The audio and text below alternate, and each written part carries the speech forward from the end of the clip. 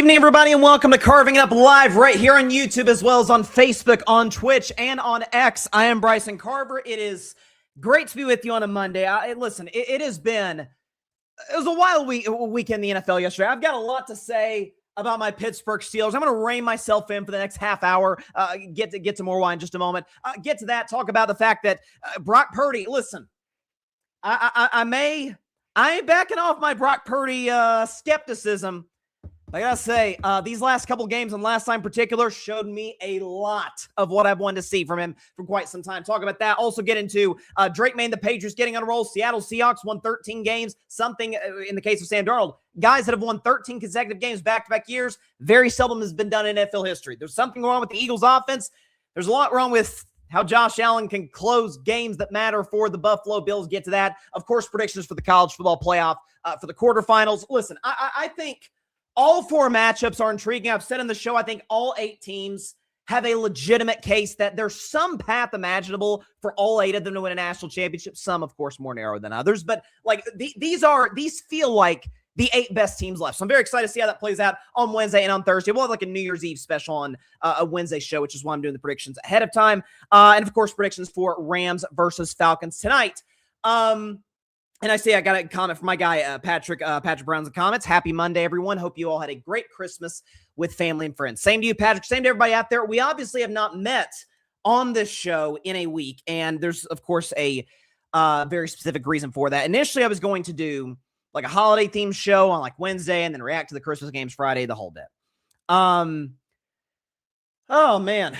But it has been a very tough last 6 days for me and for my family because Tuesday night, pretty unexpectedly, my grandfather, my Papaw Donnie, passed away at the age of 70. And we actually just had his funeral service yesterday. We laid him to rest this afternoon. It's been, you know what, there's a lot of things you can say about the man. And obviously I had a close relationship with him, of course. But the first thing, as it relates to the show, and I think he would get a kick out of it if I said this, but anytime that I started the show October of 2019, right? And anytime that he would ever bring it up, if he'd say something about carving it up or whatever, he would say, hey, Bryson, how's the blog going? And be like, Papa, it's a podcast. But as a matter of fact, I actually have this next to me, and it's usually right up there. We'll probably moving forward put it more in the frame moving forward. But that year for Christmas, as I said, 2019, he actually got me this. If you guys can hopefully see it, let me move my thumb there. He got this little trophy made, Excellence in Podcasting, carving it up. It's got my name and Christmas Eve of 2019. So that's something that's always been extremely special to me. And again, it's, as it relates to sports, this was a guy who loved college football, loved his Tennessee Volunteers, had, 24/7 accounts, was all in recruiting, transfer portal, following the latest on everything Tennessee football, was somebody who was just the classic fan. And let's be honest, we're all like this, kind of going with the waves. If the team's rolling, we're on top of the world. We're going to win the national championship. If the team's in the gutter, we may never win a football game as long as we're on this earth. But loved his Tennessee Vols, went to a number of games. Enjoyed talking about him after some big close wins or close losses to Florida or Alabama, whatever the case may be, talking with him on the phone or in person after some of those games. And, it's funny. I do want to give a shout out to my uncle, Matt, if you're watching this. I've told you this in person, but I will say it live here on the airwaves. I cannot emphasize how incredible of a job that you did yesterday eulogizing your dad. I know he would have been over the moon proud of you for it. And it's the reason I say that is A, to give Matt a shout out, but also to say Matt had a great line. He said him and one of my cousins thought about getting 6 other Tennessee players to be the pallbearers at the funeral so that they could let him down one last time, which I thought was an apt joke. I thought was something that he would have gotten a kick out of. But from a personal standpoint, I think the thing that I'm going to, and I noticed it yesterday, I've noticed it over the last few days, being around the family in our time of grief and what have you.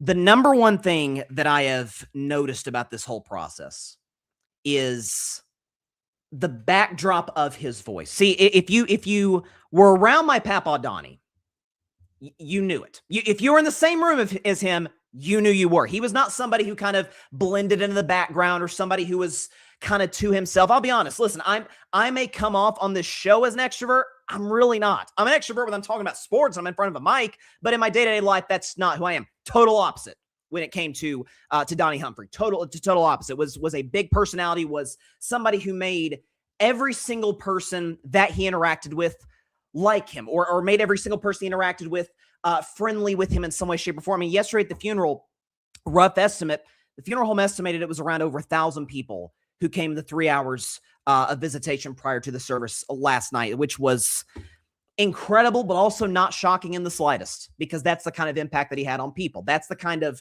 reach. He had just this charisma, this ability to see the best in people and to also get the best out of people in his interactions with them. And honestly, again, it's yesterday. I'm so used to being around my family at some of these big functions, and it's just a backdrop of the noise. You hear his voice. That's just, again, he had a very distinct, voice. Like you knew when he was in the room. And it's like I kept subconsciously waiting for that to happen, and of course, it did not. And so that's been tough. It's been tough for aunts, uncles, my mother, his siblings. But I'll tell you one thing that he would want me to say on this show, and I have no questions about it whatsoever, is that if he could talk to us right now, he would say, I get the tears. One thing about him, man, and I think the greatest gift that this man had, he obviously, the ability to communicate his message. He was a preacher for almost his entire life. The gift that he had, and my dad mentioned this, I think the night that he passed, I'm like, gosh, you're so right, is the ability to, in times of grief, know exactly what to say. Because I'll be honest, like, anytime I'm talking to somebody who's lost someone, a friend, a family member, whoever, it's like, I'm so sorry you lost this person. And then you kind of don't know where to go from there, because it sucks. It's awful. You feel bad for that person. He always knew exactly what to say. He knew whether it was time to lend a comforting word or two to such an individual, whether it was a time for prayer, whether it was time to throw in a funny story about said human being, because again, he knew everybody. He did. I mean, I'll never forget, like, when my Papaw George passed away. As a matter of fact, we actually have a picture that I'll show on the show here. This was from 2015. This was back when I was a youngster playing Little League Baseball. My dad's on the far left. Next to him is Papaw Donnie. And to my left is Papaw George, who passed away about 4 years ago. And so this picture, of course, in the last few days carries even more significance because those two guys were loved me a lot and supported me, and of course, vice versa. But when Papaw George passed, he knew when to throw in a funny story about him. He knew when to tell, to give us words of comfort. Like, that was a gift that he possessed. Some people have it, some people don't. He had it. So if he could come down today and lend us a word, he would say, I understand the tears. I understand why you're feeling sorrow, why you're feeling sad. That's a big hole that's, now no longer been filled. That big hole that's there because of his absence. And I know this for a fact, what he would want me to say live is he would also tell us, do not feel sorry for me. Do not feel sorry for me, because I am doing better right now than I've ever done in the history of my existence. And that's thanks to, and only thanks to, the blood of our Lord Jesus Christ. It is that, I'm a sinner, you're a sinner, Donnie Humphrey was a sinner. Everybody in the history of human civilization has been a sinner. But thanks to God sending his son, Jesus Christ, to die for our sins, to atone for the sins of all of creation. The only reason, for that is because he was the only perfect individual who ever walked this earth. Therefore, he can cover the sins of everybody. And it sounds, we as Christians, and even those of you that are non-believers or in other faiths, it sounds like a too good to be true type of sales pitch that you hear from those of us that are believers. Like, oh, you just got to believe. It's pretty explicit in the Bible. Matter of fact, Romans 10:9 says it all. I pulled up on my phone here, Romans 10:9. If you confess with your mouth that Jesus is Lord and believe in your heart that God raised him from the dead, you will be saved. That simple. That's what he would want me to tell you. And that's what he did his entire ministry, is lead people to Jesus. You think about the number of people that were there at the memorial service yesterday? What I want to know is the people up there who went up to him and said, hey, I came to have a personal relationship with the God of the universe because you helped lead me there. And so it's been tough. I don't want to be too long-winded. Of course, we got a long show today, but to everybody that has reached out to me, you know who you are. It's too many to count. Friends, colleagues, the whole bit. Thank you so much. Your prayers and your thoughts and condolences are greatly appreciated. Please continue to keep my family in your prayers. It's still, yesterday, I got to be honest, was kind of the first day where it really, really hit. It was tough, but again, he would tell us, he'd tell me, he'd tell you, he'd tell anybody that he knew, doing much better now than he was on Tuesday night. So, and that's the greatest comfort and joy that I can feel personally, and then we'll get to comments and then move on, is that moments before he passed, he was reading his iPad. He was reading the Bible. Matter of fact, I think he was in the book of Matthew. He was reading specifically about Jesus. In an instant, his decades-long journey of faith became sight, became tangible, became in front of his eyes real. And that is something that I take true joy in. So rest in peace, Papaw Donnie. Can't wait to, hopefully there's some sport in heaven someday, because I know we'll talk about it. Gonna miss you. That's for sure. We're all gonna miss him. And yeah, it like I said, it's been tough, but thanks to everybody who's reached out. I can see we got some comments in here. I really appreciate it. Sal, who I had on the show last week on Collab with the New York, he said the blog. Yeah, he always did. He called it the blog. He said, Bryson, how's the blog doing? It's like, it's a podcast, but we always got a laugh out of that. Matt is in the comments, the blog. Yeah, there you go. And he says, I'm watching. That means the world to me. I'm proud of you, Bryce. I'm proud of you too, Matt. I'm telling you, I'm not gonna lie, Matt. I was a mess after you were done. That was really beautiful what you said, and it really was. Chloe's in the comments. Super awesome uncle in the chat, no question about it. In case y'all were wondering where Bryson got his booming podcasting voice, it was from Papaw. Papaw's voice wasn't annoying though. Thank you so much. Chloe's always gonna keep me on my toes. Brian, my cousin. Breaking news, 6 University of Tennessee players were spotted at Donnie's gravesite. We can confirm. They did indeed let him down one last time. Oh my gosh. Volunteer 98, I believe that's my dad. Proud of you. Thank you so much. And Holly, my aunt, what a beautiful tribute nephew. Papaw would have loved every word you said. You also have a gift, and I hope you always use it. You have a lot of Papaw in you too, sir. Thank you so much, Holly. By the way, somebody who makes the best, and I mean this genuinely, banana pudding. Person who just left that comment right there. Let me tell you something right now. Listen, I love banana pudding. Hers is different. So shout out to you, Holly, and shout out to everybody in the comments. Shout out to the whole family. Again, it's been tough the last, I guess now 6 days.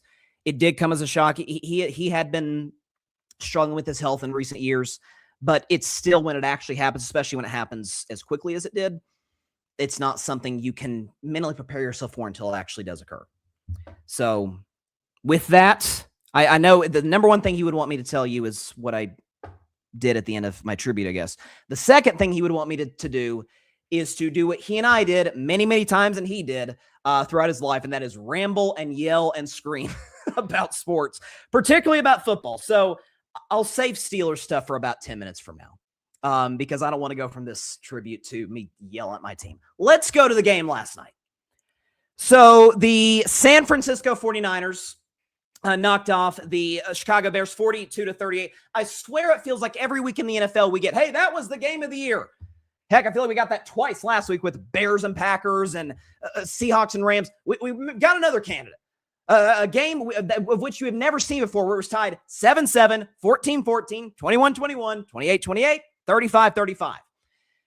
I'll get to the Bears. Let's talk about San Francisco, because this has been a team, and in particular, let's be honest, this has been a quarterback that I have had my skepticism about. I've always said, I think Brock Purdy, when people be like, he's just kind of an extension of Garoppolo, I've said from day one that he made his first start in the NFL back in 2022 as Mr. Relevant. I said, I've seen enough. That guy's better than Garoppolo. Better arms. Shanahan trusts him to throw the ball outside of the numbers. Moves well. Like, he's better than Jimmy. Jimmy had a noodle arm. Jimmy was not a good decision maker. Jimmy couldn't move. Jimmy was injury prone. Like, he was a system quarterback if there ever was one. Purdy, I've never said was a system quarterback. The question is, when the fit hits the shan, stuff isn't going your way, when an offensive lineman is out, when the all-stars, so to speak, that I've talked about have been out, the Trent Williams of the world, the George Kittles of the world, Christian McCaffrey, Brandon Ayuk, but Brandon Ayuk's not going to be a Niner beyond this year. Deebo Samuel, who is no longer a Niner, he's with the Washington Commanders now. When all of those guys were out, not quite the same quarterback. In particular, a stat that I have given many times, graphics I've shown this show many times, when you are trailing in the second half, Brock Purdy has a passer rating somewhere around 65-70. He's not a good quarterback in those situations. Well, last night, George Kittle is not there. Christian McCaffrey was there, and Christian McCaffrey has been the constant for that Niners offense. That guy should get top 5 MVP votes as far as I'm concerned. But when they needed Brock Purdy to show up, he absolutely did. We can show you his numbers in that game against Chicago. He's nothing short of sensational. Not 1, not 2, not 3, not 4, but 5. Total touchdowns against Chicago, 0 pick. That's a 0 picks. I believe he had, the pick 6 called back, early in the game. 331 total yards for sturdy Brock Purdy, 72.7 completion percentage, 118.6 passer rating, and he had a QBR 0 to 100 of 85. That should say 1 pick against the Bears. I apologize. That threw the pick 6 early on and was able to rebound the way they did after having 5 touchdowns last week. My big knock on the San Francisco team the last few years. Man, I love the roster. Oh my gosh, I love the coach and Kyle Shanahan. Christian McCaffrey is one of the great talents catching the football and running the football that we've seen in a quarter century. But the quarterback's going to be what downs them in the postseason.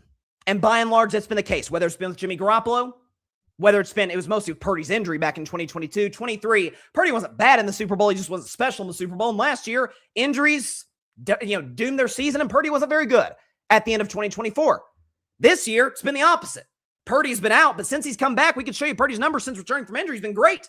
16 pass touchdowns, 5 picks, 242 yards a game, 72.7 completion. The Niners scoring 35 points a game, 111 passer rating, and a 77.4 QBR. They are also 6-0 in that stretch. They've not lost, and they control their fate, not just for the 1 seed, but they control their fate to not leave Northern California the whole playoffs.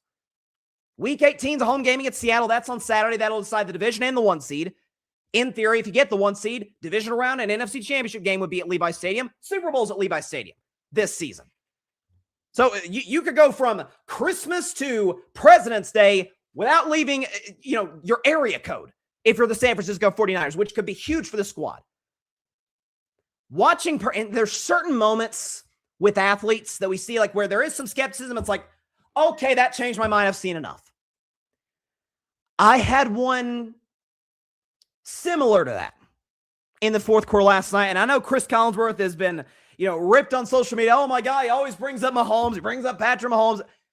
That play looked like Mahomes. Play action, rolling to his left, spinning out of the sack, and then kind of a little sidearm dish to Kyle Juszczyk in the end zone for the touchdown. It's like, holy smokes, like that is where you see it. Those are the plays I've been waiting to see Purdy make, where it's not necessarily going, well, Purdy can move. Purdy can make plays outside the pocket. It's never been a weakness of his. But I'm talking about in a shootout when Caleb Williams has it rolling, when Ben Johnson's pulling out all the tricks in the play with the Bears. The Bears are running the football as well as they have all season long as one of the best rush offenses in the National Football League, if not the best. The defense cannot get off the field. We need you to be special. And you were. You were nothing short of sensational. You were making plays outside the pocket. You were delivering the football to Juwan Jennings, ball for life. Shout out to Juwan Jennings for the go-ahead touchdown. Ends up being the game-winning touchdown. That's what I've been waiting to see from Brock Purdy. Show that.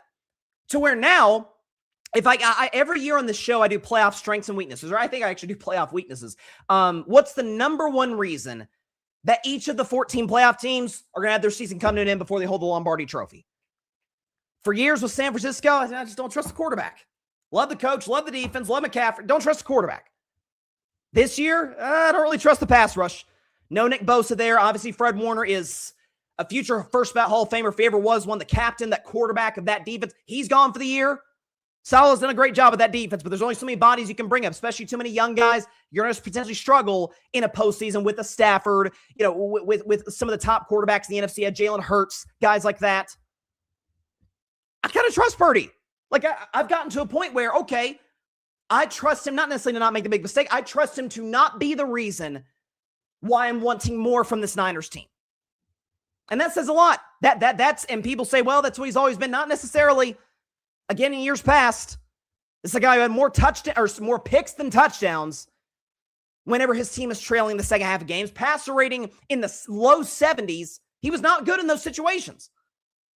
Last night, he was excellent. And you got to give him credit for it. Brock Purdy, who did, by the way, mean Dougie. Listen, when he threw that Mahomes-like touchdown, I was like, okay, I didn't know Purdy had that in him. Brock Purdy, after the game, talking with Melissa Stark about his celebration, giving a good energy to this Niners football team. Trent Williams was singing your praises to me, and he said you take leading this team so seriously that it's really fun to watch you have some of those celebrations and to actually show that you're human. Tell us about those celebrations you had. Yeah, it's just in the moment. You score. It's a big part of the game, and you just want to get the guys to feed off the energy and keep it rolling. And this game's all about momentum, so however I can help the team out. I mean, that's what he's been all year. I mean, and again, McCaffrey had 181 total yards. Like, he has been, without question, the MVP of this offense. That goes without saying. He's obviously had an injury history, got hurt last year. Some will say the victim of the Madden curse, which maybe has afflicted Saquon this year. Who knows? But this has been a guy who's always been consistent with this Niners offense. But with Brock Purdy, that is what you always feel like this Niners team has been missing, is that playmaker guy at the quarterback position. And now I feel like that kind of settles it. They've got it. I'm not willing to go all in and say, okay, he is a superstar quarterback. The main thing that kind of turned me, not against Purdy, but more against the Purdy narrative was, hey, he could be MVP in 2023. He might be more valuable than Dak or Lamar. It's like, guys, those guys are the offense. Lamar was the Ravens offense. Dak is the Cowboys offense. Niners offense has had success with Mac Jones of all people.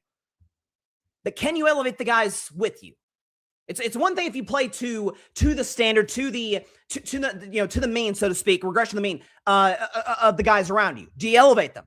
Jake Tungus, the tight end, is stepping up without George Kittle in the lineup. I believe that was who caught the game-winning touchdown pass against Seattle back in week 1, which is the only reason the Niners are in this position, to get the 1 seed, to have home field advantage for the whole playoffs, including the Super Bowl. So kudos to Brock Purdy. Let's check the comments before we get into the Chicago Bears. Shout out to Holly again, telling you, makes a mean banana pudding. Patrick is in the comments. No matter the roster of San Francisco, credit to Kyle Shanahan, Robert Saleh, no question, for keeping the ship afloat. CMC's availability is key to overall success. He has to be there, Patrick. He has to be. It's Connor. I trust him also too, LOL. Listen, he's shown me a lot. He has. Credit to him. Again, since he's come back 6-0, not quite a 4-to-1 touchdown interception, actually more like a 3-to-1 touchdown interception ratio. He'll take that. Niners are scoring 35 points a game. They're all rolling, and he's a big reason for that. Patrick, Chicago's fight to the finish, mad respect because they went score for score. Caleb Williams is growing up and didn't flinch. To think DJ Moore will see the playoffs for the first time in his career. He's deserving of it too. He was great in Carolina. He's been great in Chicago. Let's talk about Caleb Williams, ladies and gentlemen. Let's talk about the Chicago Bears. There is no such thing. I've said on the show, there's no such thing as a bad win. Some people are saying, Philly had a bad win yesterday. We'll get to them later in the show. All wins are good wins. You'll take anything you can get early in the schedule. San Francisco themselves had an ugly week 1 win against Seattle. How important that is to their season now. If you think about Notre Dame losing early on the season to Texas A&M and to Miami, doom their season. Like, these early season games matter. There is such thing, however, as a good loss. And if you're a Chicago Bears fan, you have got to be sitting there thinking, okay, for years, any time that we found ourselves in these type of situations where the other quarterback is just rolling, he's making all of the Mahomes, Aaron Rodgers, Josh Allen type plays with his arm, with his legs, defense, which is usually great in Chicago, but can't get a stop. You know what ends up happening? You get mollywopped. You get absolutely destroyed in every way, shape, and form. That was not the case last night. You were one pass away from winning yet another close game, from winning yet another clutch game behind Caleb Williams. And we could show you Caleb's numbers yesterday against San Francisco's defense. He was great. 2 touchdowns, no picks, 59% completion. Again, we've talked about on the show, the completion percentage has got to get better. But 330 passing yards, 100 rating, and a QBR 0 to 100 of 71. Again, what you saw, and we'll talk about this later with Detroit, who got eliminated from playoff contention on Christmas to that loss to the Minnesota Vikings. Like the Ben Johnson, Caleb Williams tandem, that's going to run the NFC North for the next decade. Green Bay, I have questions about the injury. I know some personal Packers fans, Packers fans in my personal life, that do not buy into Matt LaFleur. I'm not quite there yet. I don't love his play calling, although Malik Willis looked good with Matt LaFleur. Regardless, the Vikings, let's see them find a quarterback, and then I can assess them. And as for Detroit, Goff is good. Ceiling's pretty low, at least relative to a Caleb Williams, to a Jordan Love. And Dan Campbell's a great culture builder. Now that those two coordinators are gone, it's not the same team. It's just not. Brad Holmes, a great GM. We'll see how he restacks this roster in the offseason, particularly with the draft. You see that game last night, and it's like, when's the last time you're a Bears fan be like, finally, the quarterback is not the reason why we're in this situation. Finally, we've got a guy, and Chicago's tried their hand at first-round quarterbacks, Trubisky and Justin Fields. Trubisky was a low upside guy. Fields was a high upside guy, but he's not a natural thrower of the football. Caleb Williams is. Caleb Williams can use his legs like a Justin Fields, not quite to the level of Fields, but he gives you significantly better, over-the-top plays with the football. In fact, yesterday I saw the stat from Pro Football Focus. Caleb Williams yesterday on 20 or more yard throws down the field. So when he's airing it out, okay, according to the NFL, according to Pro Football Focus, 20 or more yards, that counts as a deep pass. 20 or more yards, deep pass. On those throws, Caleb Williams, 4 for 4, 130 yards, 2 touchdowns, and a 99.9 grade. Man, just give him 100 at this point. What are we doing? He was perfect. He was outstanding. And when you consider the fact that the wide receiving core, Adunze's been injured, or DJ Moore, same situation. Like these guys, this lineup has not always been healthy at points this year. And they're going to go into the postseason and almost certainly with the 2 seed. All they got to do is beat the Chicago Bears. Or actually, I think, let me do the math. Yeah, if they beat the Chicago Bears or the Detroit Lions this Sunday, they are the 2 seed. Then you get Green Bay in round 1. You just beat them a couple of weeks ago. You should have beaten them in your first playoff or your first matchup at Lambeau. You've got that offensive line facing a team with no Micah Parsons. You've got that running game with Monungai, with DeAndre Swift. You've got Colston Loveland, who we talk about Caleb getting better and better over the course of the season. So is Colston Loveland. They caught a lot of crap from people when they took Colston Loveland in the draft ahead of Tyler Warren, who was kind of like more of the overall tight end, could catch the pass, could catch the ball, could block. Loveland was more of like a receiving tight end, like a Travis Kelce. That pick has worked out. Then you add a DJ Moore. Then you add a Rome Odunze. Then you add all of these guys. Luther Burden made plays last night. And you combine that with a Ben Johnson, who's kind of patented the hook and ladder play. Buffalo ran it yesterday on 4th down to give themselves a shot to win against Philadelphia. That's kind of Ben Johnson's play. That creativity, that those little wrinkles in the offense, you don't really see that with the Lions anymore. You see that in Chicago. You team a brilliant head coach up with a generationally gifted, and he is generationally gifted quarterback, with that arm talent, that ability to move, that ability to go blow for blow in a shootout, that ability to be as clutch as he's been all season long. That's a team that can win multiple playoff games. It absolutely is. And I think if you sit here today, the way the playoff bracket looks, again, they would get Green Bay in round 1. Of course, that's a tough game because it's division, Packers, Bears, we know the history. But if they beat Green Bay, round 2, if Philly wins, they get Philly. They just beat the Eagles badly in Philadelphia, just pushed them all over the field at the line of scrimmage. Caleb didn't really have to do anything in that game because Philly couldn't stop the run for Chicago.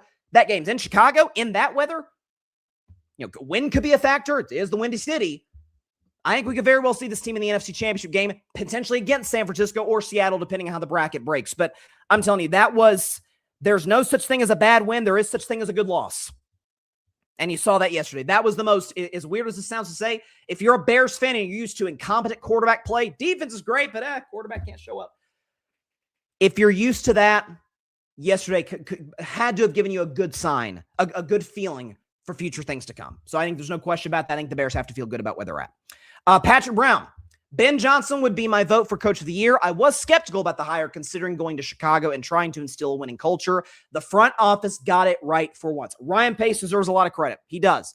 For putting this together. From speaking to Bears fans, this is from Patrick. From speaking to Bears fans, they're as happy as they can be with this season. As a Midwest kid, good vibes are back in this region. There are certain organizations where if they're good, it's good for the league. When Texas is good in college football, it's good for college football. When Duke and North Carolina are good, it's good for college basketball. When UConn and South Carolina, who met in the national championship game, ironically, when they're good in women's basketball, women's college basketball is great. When the Knicks are good and the Lakers are good, it's good for the NBA. Same thing in the NFL. If the Bears are good, the Packers, the Niners, the Steelers, when we're not mediocre, and I'll get to us in just a second. I'll get to us in just a second. When the Cowboys are good, it's good for the NFL. It's good for these big brands to be on television, to be playing in meaningful games, to be legitimate Super Bowl contenders, and the Chicago Bears are that today. I don't think there's any question about it. So kudos to them. I'm excited to see Caleb Williams and Ben Johnson play off football. I really am. Now, oh my goodness. So where do we even begin? I got my hopes up last week. I really did. Because the Steelers beat the Lions. It was a crazy, down-to-the-wire type of finish. Controversial ending. I didn't think it was that controversial, but regardless, Baltimore loses that night to the Patriots, and it's like, oh my gosh, this has been tailor-made for us. Any chance that my Pittsburgh Steelers had at being, forget a Super Bowl contender in the AFC, but a player in the AFC playoffs, a team that if you run into them, like, I'm not enjoy. I'm not looking forward to playing these guys. I'd prefer this matchup or that matchup over Pittsburgh. The path for that to happen was as simple as this. Regardless of what happened with Baltimore, obviously if Baltimore lost, the Steelers would have won the division, but Baltimore did not lose. Derrick Henry made sure of that against the Packers on Saturday night. All you got to do, beat the Cleveland Browns, and you get a week off. You get something that most wildcard teams would not get in Week 18, a bye. You would sit Aaron Rodgers. You would continue to sit TJ Watt, who by all indications sound like he's going to be available this week. You would sit Cam Hayward. DK Metcalf's already out. You would say, this game means absolutely nothing for the playoff standings. The only thing that matters this week, make sure our vets are fresh and ready to go for the postseason. And then let's give everything we got at Acrisure Stadium in the wild card round against, presumably at this point, it feels like it's going to be the Houston Texans as the 5 seed. And while I have bashed Mike Tomlin, and by the way, we'll continue to on one key stat that I'm going to give later, the one thing I've always said on this show, as a coach, the mark of a competent coach in any sport, what's your sensibility? What is your side of the ball? If you're in basketball, what's your side of the floor? How good is the team you're coaching at that? Mike Tomlin's a defensive coach. The Steelers' defense has not been good this year. They were fine yesterday. They held Cleveland to 13 points. Shedeur Sanders had multiple turnovers, a couple of ugly ones. Some of those picks, Steelers defense did their job. Steelers defense set up the offense in short fields. And when it was all said and done, the Steelers defense, with no TJ Watt, said, okay, we're doing what we're supposed to do. And they kind of turn and they say, Aaron Rodgers, hey, buddy, this is what we brought you here to do, so win games like this. And Aaron Rodgers did this yesterday against the Cleveland Browns. He had no touchdown passes. He had no interceptions. He completed 53.9% of his throws. He had 168 passing yards, passer rating of 64, and a QBR from 0 to 100 of 19. And the conversation around Aaron, around the Steelers, but particularly with Aaron. And Myles Garrett all but said it after the game. Myles Garrett, as we know, is going for the sack record, is saying, okay, wait a second. Are you guys more concerned with me not breaking the record against you guys than winning a game that would give you the division, that would wrap up the AFC North, and again, give you a bye next week? Tomlin, no question, sits Aaron Rodgers. He may sit Mason Rudolph. Let's see what the kid Will Howard's got. Let's give him a start. Let's see what this kid, who maybe could be the future of a franchise, has. But no. Because when everybody turned to the leader, when everybody turned to the guy who said that he came to Pittsburgh to have one last shot to compete for a championship, before he went into retirement. Now, I said from the jump on this show, well, he's out of his mind delusional if he thinks that's the case. But of course, we knew the reason he went to Pittsburgh. It's pretty simple. They're the only team that wanted him. The Raiders didn't want him. The Giants didn't want him. The Minnesota Vikings said, yeah, we'll go with J.J. McCarthy, who mixed bag at best this rookie season for J.J. McCarthy, then Aaron Rodgers. The Steelers were the only team that wanted him, that actively sought to sign him in the offseason. The dang Jets said, yeah, we're good. We can do better than you. Now, have they? No, it's the Jets. But one of the worst organizations of football said, you're a little too much for us, Aaron. Let's hit the road, Jack. In the moments where you needed him the most, in the fourth quarter, in the red zone, finally when Pittsburgh puts together a legit drive, down 7 in the fourth quarter, in the moon of the football, Pat Freiermuth makes the big plays. You get the ball down inside the red zone. Get the ball to the 10-yard line. Get to a 2nd and goal. And the targets go Marquez Valdes-Scantling. Marquez Valdes-Scantling. And on 4th and goal, Marquez Valdes-Scantling. I get with DK Metcalf gone, there goes your number 1 receiver. I understand that, especially Darnell Washington unfortunately broke his arm. He's gone. But you've got Freiermuth. You've got some of the old guys that you recruited here in Adam Thielen, Kenneth Gainwell, who you've all but raved about, who was wide the you-know-what open on 4th down, but you had locked into Valdes-Scantling. And of course, in classic Aaron Rodgers fashion, when you lose, when you are against the rope, so to speak, when things are looking so good for your team, you turn to the leader. How can he instill confidence in this group? And Aaron Rodgers tends to have press conferences like this. Aaron, you said in the last couple, was there a wrong route in those 2nd and 3rd down plays on the last series? And then I assume on the last play, interference is what? That was definitely interference. I'll have to look at the film on 2nd and 3rd down. What did you see on that throw to Scotty on 4th and 1? One-on-one. What needs to change between now and whenever you play next week? Maybe anything? Not much. Just got to execute better. Anyone else? Aaron, when you let go of an opportunity like that to clinch, what is it to bounce back? You know, you got one more shot. I mean, it's not difficult. That's our job, playing all 17. Yeah, you got to play all 17. We just got to execute. Typical Aaron Rodgers. That's the guy that the Pittsburgh Steelers are looking to next Sunday night with the season on the line against the Baltimore Ravens, your arch rival, a team that you both teams just despise each other. Both teams want to make sure the other team's season comes to an end, even if it means a potential first-round exit at home in the postseason. That's going to be the guy you're leaning on. That's going to be the guy you are looking to get you a W. Hand to God, I have no idea who I'm picking on Sunday. No idea. Because on one hand, I want to beat the Ravens. I don't want to lose to my rival. Now, I know that you get the doors blown off you by Houston in round 1 because of that defense, because of how C.J. Stroud has looked in the postseason in years past. But guess what? If the Steelers lose, maybe, that please merciful God, we will be free of Mike Tomlin. We will be free of this stench of mediocrity that if you lose on Sunday or if you lose next weekend, if you do get in the postseason, would mark 9 consecutive seasons without a playoff win. In fact, here's something else about Mike Tomlin I find interesting. Is that for the first time, I shouldn't say for the first time, one of the only times this season, there's legitimate expectations for Pittsburgh. Oh, okay. If you can win this game, you get a bye.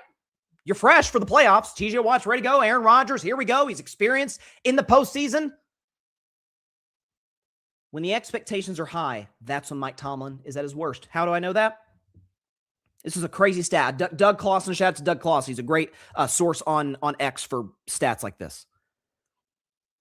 In the Steelers' last 5 games against teams who are 8 or more games under 500, do you want to know what the Steelers have done in those games?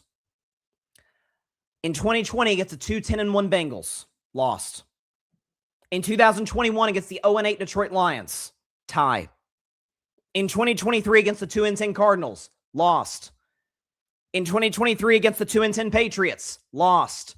Yesterday against the 3-12 Browns, lost. If I have to hear about this non-losing season streak or how Tomlin sets a standard, what standard other than the fact that this is how the Pittsburgh Steelers start in their last 5 playoff games? Need I remind you, 2017, down 21-0 to Jacksonville. 2020, down 28-0 to the Browns. 2021, down 35-7 to the Chiefs. 2023, down 21-0 to the Bills. Last year, to a team that the Ravens and Steelers always play close games, down 21-0 to Baltimore.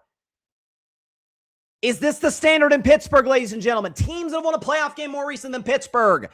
Chiefs, Eagles, Niners, Patriots, Rams, Bills, Bucks, Bengals, Jaguars, Saints, Texans, Packers, Ravens, Titans, Commanders, Cowboys, Falcons, Vikings, Lions, the Browns for crying out loud, Giants, Chargers, Colts, Seattle.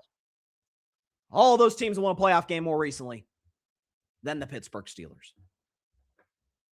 Tomlin, this was the guy you wanted.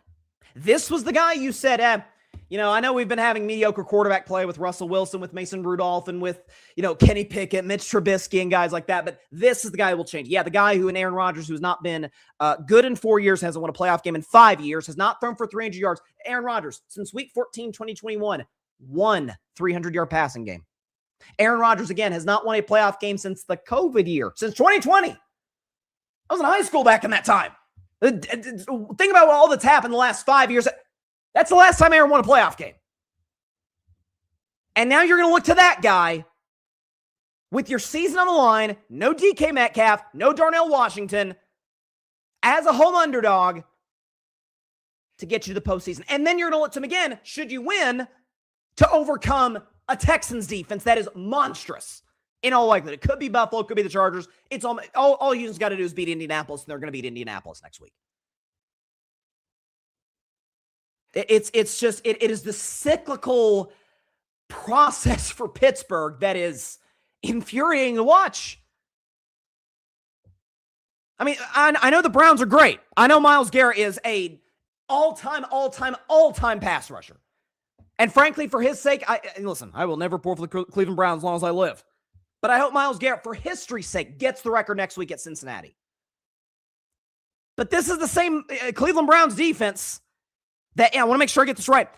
In their last 4 games, gave up the following: 26, 31, 31, 23. Their passing stats are off the charts. I think they're like first or second against the pass in the whole NFL. A lot of that is Myles Garrett. And you managed 2 field goals with your season on the line.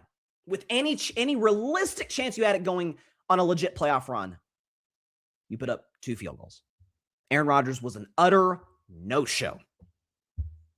And of course, as always, you done messed up, Aaron! And as always,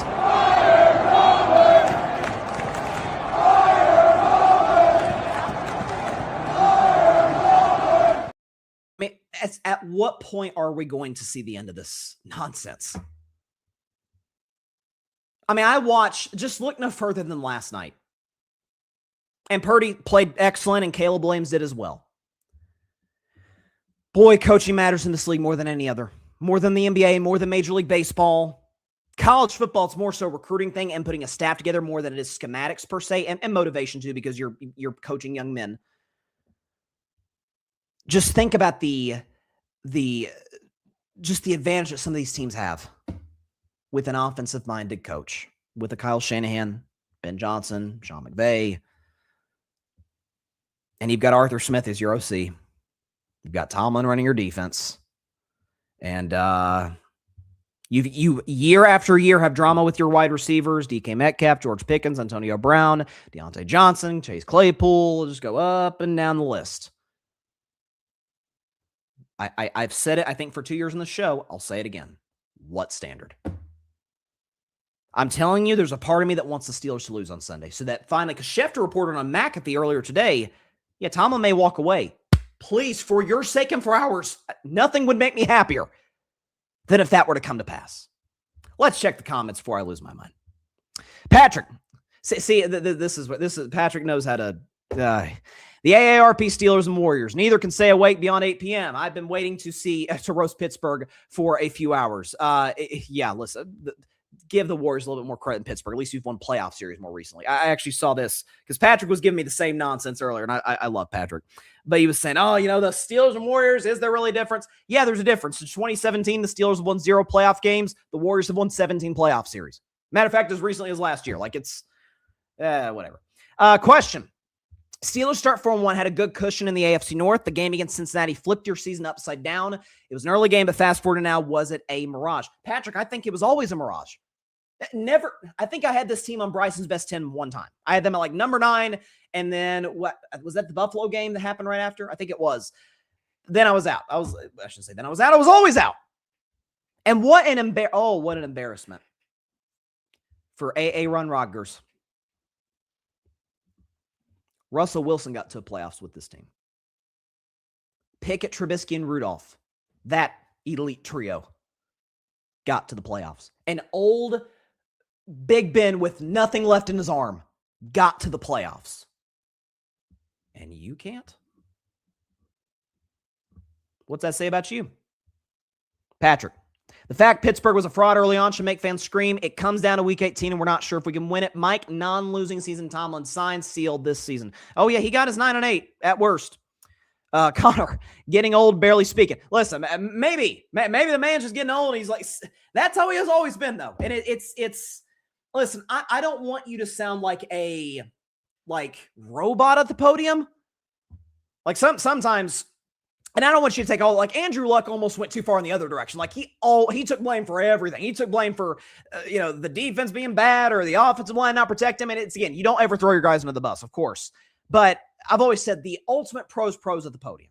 Tom Brady, Patrick Mahomes, both Manning brothers, Dak Prescott. I mean, like these guys are when a team loses a heartbreaking game or game they really needed, those are the guys you want answering to the media. Those are the guys you want representing your organization. Aaron, near the bottom of the list. What else? Yeah, it's infuriating. Patrick, if King Henry runs wild in your defense, that's very possible. Pack it up, fans, and fans will exit with booing Tomlin and Rodgers. Well, that's, again, the game's at Acrisure. It's not in Baltimore. That game's in Pittsburgh. I mean, that's very much on the board. That you could hear the beautiful chants.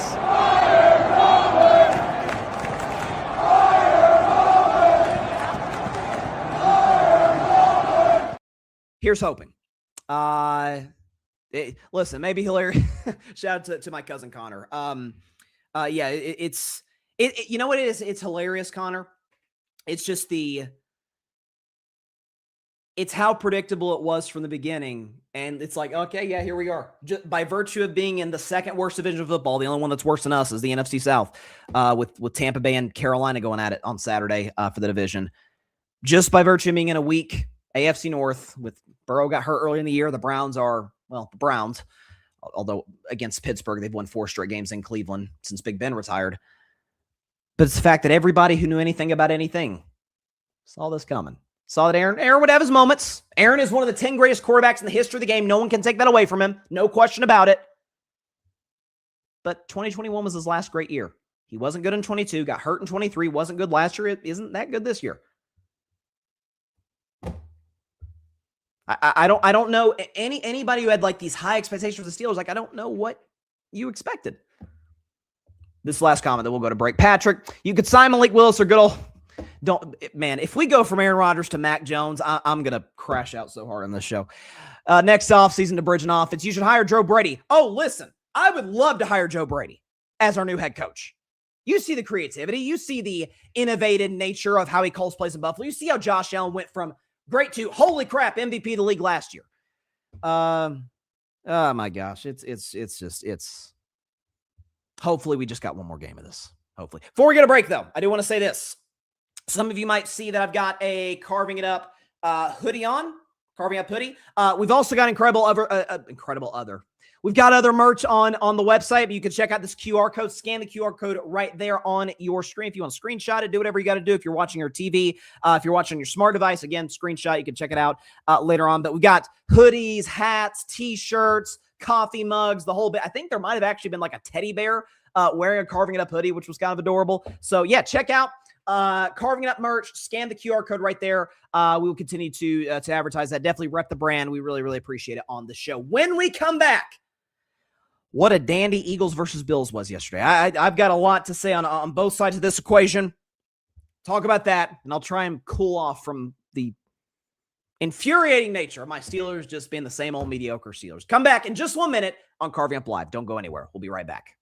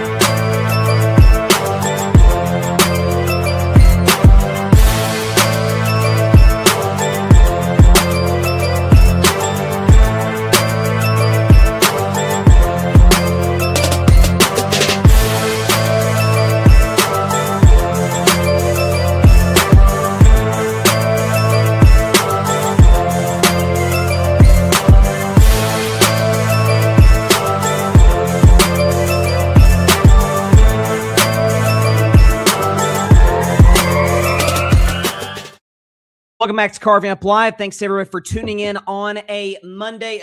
We usually do a Wednesday show at the same time, Monday, Wednesday, Friday, 6 p.m. Eastern, 3 p.m. Pacific time. Wednesday, though, New Year's Eve, we're going to be doing a show that we have done since 2019. It's been a staple on Carving It Up, is a year recap. So like the top 10 moments in sports from 2025, the top 10 athletes from sports. In 2025, we're mostly relegating it to American sports. We'll occasionally go from around the world if we're talking about like an Olympic year or World Cup year. Next year, that'll be the case. World Cup is in the United States. Very, very excited to see that play itself out. Excited to talk about that on the show, talk more soccer on Carving It Up. But yeah, check that out. That's, I'm pretty sure, going to be at noon Eastern, 9 a.m. Pacific time on YouTube, Twitch, X, potentially IG as well. Again, we don't have the show live on IG today. We've been having some technical difficulties with that. We're hoping to get the show on TikTok as soon as possible, but still working out the kinks for that. But again, the Carving It Up year-end special, that will be on Wednesday, New Year's Eve at noon Eastern, 9 a.m. Pacific time in all likelihood. So yeah, top 10 athletes of the year, top 10 moments in sports of 2025. So we hope you will stop by, to check that out as well. One of the games everybody was looking forward to yesterday, though, two teams that have Super Bowl aspirations. One team that literally won the Super Bowl last year, the Philadelphia Eagles, taking on the Buffalo Bills. Philadelphia escapes by the skin of their teeth, 13-12 against the Buffalo Bills. We'll talk about kind of the two-point conversion aspect of it, and should Buffalo have went for two the whole bit. Let's start with Philadelphia. I have said it a million times on the show all year. They're the weirdest great team I've ever seen in my life. I've never seen a championship contender quite like Philadelphia. Usually, if we're talking about a defending Super Bowl champion that's won the division, that by and large has stayed relatively healthy. Every team goes through injuries. It's football, of course, but Jalen Hurts is there, Saquon's there, the receivers are there, defensive players, they've actually gotten some guys back, Jalen Carter, like they're mostly healthy. By and large, it's, with the exception of Kellen Moore, same coaching staff as last year. Vic Fangio's done an outstanding job yet again on that defense. Sirianni's the head coach, Kevin Patullo. We'll get to him in just a moment. And yet, week after week, the offense looks pretty non-existent. Half to half, you could see a totally different Eagles team. Quarter to quarter, drive to drive. You don't know which Philadelphia Eagles team you're going to see. In large part of that, I think that's going to be because the offensive line is just not the same that it was last year. You got injuries to Lane Johnson, who we know is getting up there in age. The loss of having guys like Cam Jurgens, being out, Mekhi Becton being gone from the team after last year, the impact that he had. Like, this O-line's just been beat up all season long. That's why Saquon Barkley is, Saquon's a top 10 in the NFL in rushing yards this year. Last year, almost broke Derek Dickerson's rushing record. So, the offensive line's everything for this Eagles team. That's where their identity lies on the offensive side of the football. And it was, again, with Jalen Hurts. I thought he was outstanding in the first half. Outstanding. I thought he was accurate. I thought he was great in deep shots. I thought he moved well. If you again, look at the highlights, look at the tape. I thought he felt comfortable. We know the Buffalo Bills don't have a very good passing defense, to say the very least. I thought Jalen, felt comfortable, exposed some of those holes in Buffalo, put together some good drives. And then second half, it's like, what are we doing here?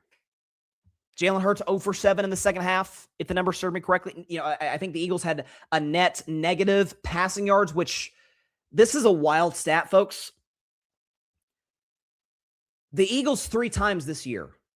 This is an insane stat. 3 times this year, Philadelphia has had negative passing yards and a half. That leads the NFL. Other teams are close that have 1 or 2. The Jets, the Vikings who have gone through quarterbacks. I mean, we're talking about some of the drubs, some of the worst teams in professional football in the same category as Philadelphia. I gave out a stat a couple of months ago where it was like highest 3 and out percentage. So 1, 2, 3, 4 punt. Philadelphia was leading the league at one point in that particular statistical category. It's a bland vanilla offense. There's no creativity. Again, you watched Buffalo yesterday, and Buffalo did not look good offensively until the fourth quarter. But you watched Buffalo yesterday with some of these hook and ladder plays, some of the creativity with Josh Allen. You really saw last night Ben Johnson, Kyle Shanahan on their A game. And then you see Philadelphia, and it's defense coordinators know exactly what's coming. They can tell by the formation, whether it's a give to Saquon Barkley. They can tell by the formation. Hey, A.J. Brown's is going to try and hit us with the long ball. That's Kevin Patullo is going to be the scapegoat for this offense should this team fall short of going back-to-back. There's no question about it. And again, I continuously, this is one of the reasons they're the weirdest great team I've ever seen. I continuously go back to Nick Sirianni. You don't call plays on defense. You're not a defensive coach. That's not totally fair. You don't call plays on offense. The only time that you did, first half of your first season, 2021, the Eagles started 3-6. Handed the reins to Shane Steichen. Went on a roll, made the playoffs. The next year, you made the Super Bowl, and Jalen almost won league MVP. Is that if your MO is going to be culture builder, guys play for you, and Philadelphia by and large, that's been the case. But then if I'm going to rip Aaron Rodgers earlier for just utter nonsense at the podium, add another example. We don't have the video. We don't have the rights to the footage. We do have the rights to play the audio of Nick Sirianni trash talking not Cowboys fans, not Commanders fans, not Giants, not like a legit rival of the team, Bills fans after the game. Take a listen.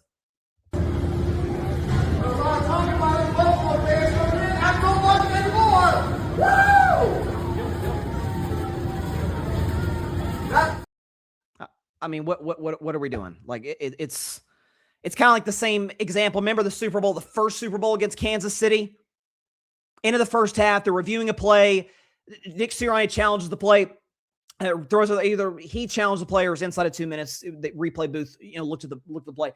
And he's looking at the Jumbotron. He's like, hey, we're going to win this challenge. He's like, sticks out a first down. Like, let's go. And Jalen Hurts grabs his arm and yanks it down. Like, listen, maturity does not know age. I've said that many times. It's like, oh, they're young and immature. It's like, no, they're young. Or sorry, I shouldn't say they're young. No, they're just immature. There are 85-year-olds who are immature. There are 15-year-olds that well exceed their age when it comes to how they conduct their business, how they go about their day-to-day life. Just mature. Go about things the right way. Nick Sirianni, to his credit, he's been successful in Philly. You can't knock his record. You can't knock the fact that he's gone to 2 Super Bowls and won one of them in dominant fashion last year. But when he doesn't have 2 A-plus coordinators, the Eagles have holes. He had 2 A-plus coordinators in 2020. I shouldn't say he had 2 last year. He had a C- and an A-plus coordinator last year. But 2022, Shane Steichen running the offense and Jonathan Gannon running the defense. Both ended up being head coaches after that Super Bowl run. Then you look at 2023, you're going through offense coaches. Johnson running the offense. They had Patricia briefly in the defense. It was a disaster. Last year, you're bringing Vic Fangio. How's that? That's been a home run for Philadelphia. He's been arguably the best defensive coordinator in the league. Kellen Moore was fine, ends up being a head coach. Now you bring in Patullo, in-house hire. Very similar. We're going to talk about the Lions in a few minutes. Very similar to what Detroit's going through right now. Like when you hire in-house, unless you are just really high on boy wonder, so to speak, in terms of who you're bringing in to be your coordinators, there's going to be a serious drawback there. Nick Saban in college football is the only guy that got away with it for years. The brain drain in Alabama was just off the charts. But if you look at Philadelphia, say, that defense is still outstanding. Jalen Hurts has a clutch playmaking ability that cannot be denied. And if Saquon breaks 1 run. There's 7 on the board for Philadelphia. He's a home run hitter at that position that most teams don't have. So I'm telling you, if I'm Philadelphia, NFC East is wrapped up. Next week, if you're the Philadelphia Eagles, next week, they play the Giants, or it's not the Giants, they play at Washington at home. I'd sit everybody. Jalen Hurts, Saquon Barkley, A.J. Brown, I'd sit everybody. Give them a week off, give them a chance to get a breather, then go into the postseason. You've got a home playoff game because people are saying, oh, you could get the 2 seed, 3 seed. Like, I guess it's the difference in going to Chicago or hosting Chicago. It's very well on the board that Chicago could lose their playoff game. Then you do get a second round home playoff game before you would presumably have to go on the road for the NFC Championship game. I mean, if the difference of the 2 and 3 is the difference in you risking the long-term health of a Jalen Hurts, of your receivers, Saquon, the offensive line, which is already beat up to begin with, so be it. For the Buffalo Bills. So, for a large stretch of that game, when you go back and watch, it's Josh doesn't have much time to throw. The receiving core, it's like, God, other than Khalil Shakir, it's the 2 tight ends who are excellent, Dawson Knox and Dalton Kincaid. But it's Brandon Cooks and Gabe Davis, like, guys, you're not terribly high. I mean, Keon Coleman's been a healthy scratch at multiple points this season, despite being a high pick in last year's draft. He's been a complete bust. But I watch Buffalo. And the last few years when they have been legitimate Super Bowl contenders, you can really go back to 2020 was the first year they were AFC East champions, 2 seed in the playoffs. Josh was in the MVP discussion. From that point to now, they've been in that AFC Super Bowl chase. Every single time they're within striking distance, and in a game like yesterday, and this is going to sound like a dig, but it's the way I've watched this team for years now. And the number one reason that despite Patrick Mahomes' deterioration in productivity, the deterioration in passer rating, touchdown passes, the whole bit, why I've been hesitant to put Josh ahead of him. I'm shocked when, I shouldn't say shocked, that's too far. I expect when Josh Allen gets the ball in his hands for Buffalo not to score and win the game. It sounds harsh. But there's that, it sounds cliche, that it factor that I do not see with Josh Allen, that I do see with Mahomes, that obviously we saw with Brady, that I do see in a Jalen Hurts, that I do see in Matthew Stafford, that I do see in Caleb Williams. Heck, I don't know if I necessarily buy this quarterback, but Bo Nix, Brock Purdy yesterday, Dak. I never really saw it in Aaron Rodgers. Aaron Rodgers for years, he was like, wait, this guy has less game-winning drives than for years he had less game-winning drives than Ryan Tannehill, and it was like, what the heck? Like, how is that even a possibility? How is that even a thing? I would be shocked when Aaron Rodgers would come up clutch because of his postseason history, because of the fact that he has always underachieved. Josh Allen has not underachieved in the postseason, and we can show. I've done the tail of the tape head-to-head between he and Patrick Mahomes in their 4 matchups. Mahomes has outplayed him in all 4 games. Josh has still been good. We'll show you the numbers. Like, Josh has been fine. Just look, forget Mahomes' numbers. Just look at Josh's. Against Mahomes in the postseason, against the Chiefs in the playoffs. 11 touchdowns, 1 pick, 331 total yards a game, 65% completion, 101 rating, 70 QBR. It's not as good as Patrick in those matchups, but it's still excellent. It's not that Josh isn't great, but I swear I feel like I'm the only guy that ever brings this up. Everyone talks about the deficiencies of this Bills team, and they've got them. I don't trust that defense. Philadelphia doing nothing in the second half yesterday, I feel like had more to do with Philadelphia than it did Buffalo. I didn't feel like it was, oh my gosh, Buffalo's just shutting down. Jalen was off. Receivers weren't open. Play calling was bad. Saquon couldn't find a hole. It was a mix of things, none of which had anything to do with the Buffalo Bills in the second half yesterday. So for all the deficiencies for Buffalo defensively, for all the fact that their receiving core is not very good. A, you still have 2 excellent tight ends. B, you have James Cook, who's going to lead the league in rushing this year. C, you have an excellent offensive line. And D, you have the guy who I am been lectured and been told for years, Bryce, he is absolutely better than Mahomes. And Mahomes did not have a good year this year, but everybody's he's better than Mahomes. Until it's time to be. until despite, calls not going your way with officiating or defense isn't playing well or whatever the case may be, each of the last 2 years, ladies and gentlemen, Josh Allen's gotten the ball in his hands. Chance to go tie or win the game down 3. In 2023, you say, well, Bass missed the kick. Josh Allen, a couple plays before, or actually I think it was the play before, missed Stephon Diggs on 3rd down for what would have been a first down to keep the drive going before the missed kick. And then last year, everyone's talking about, that game was rigged, all the Chiefs got all these calls and yada, yada, yada. Let's just say for the sake of argument that was the case. Down 3 at Arrowhead with the ball in your hands, a chance to slay the dragon, a chance to finally get one over Mahomes. He got 1 first down. The Chiefs, this is a crazy stat, got the ball with a chance to drain the clock. The Chiefs got more yards draining the clock at the end of that game last year than Buffalo got on their drive to try and go tie or win the game. And so yesterday, when Buffalo goes for 2, I disagree with going for it, not because it's like, you don't want to win it. Because the new overtime rules guarantee you a possession, because you had all the momentum, because Philadelphia, if they got the ball first, was almost certainly going to punt, and all you had to do is get a field goal, I like Buffalo's chances in that scenario. But Josh just straight up missed Khalil Shakir. I mean, he missed him, and Josh, to his credit, he took accountability after the game in talking about it. Jeff, can you just take us through the last play there? It looked like you had him. Yeah, I just missed. Rolling left. Got to give him a better ball. I mean, it is pretty simple. It was schemed well. Joe Brady had, schemed Khalil Shakir open. Josh Allen just missed him. And you saw him take the helm off. It's like, he knew it immediately. Of course. All of America did watching that game yesterday. You're constantly waiting on Josh in a huge spot. And I'm not going to listen. Yesterday against Philadelphia, if they win, great. They're still not going to win the division. Yesterday wrapped it up for certain. The Patriots are the AFC East champions for the first time since 2019. But even had they won that game, even if they won next week, all the Patriots got to do is beat the Dolphins at home. And that they were going to do that. And that would wrap the division. But against the Super Bowl team, against the Super Bowl champion, I actually saw a stat. Jalen Hurts is not a perfect quarterback, to say the very least. But against the likes of Mahomes, Allen, and I think Lamar Jackson, I think that's the stat. Jalen Hurts, 7-1 in his last 8 matchups in that scenario. When it's time to make the play, by and large, Jalen made it. That wasn't the case yesterday, but by and large, Jalen has made it. Mahomes seems like he always makes it. Matthew Stafford seems like he always makes it.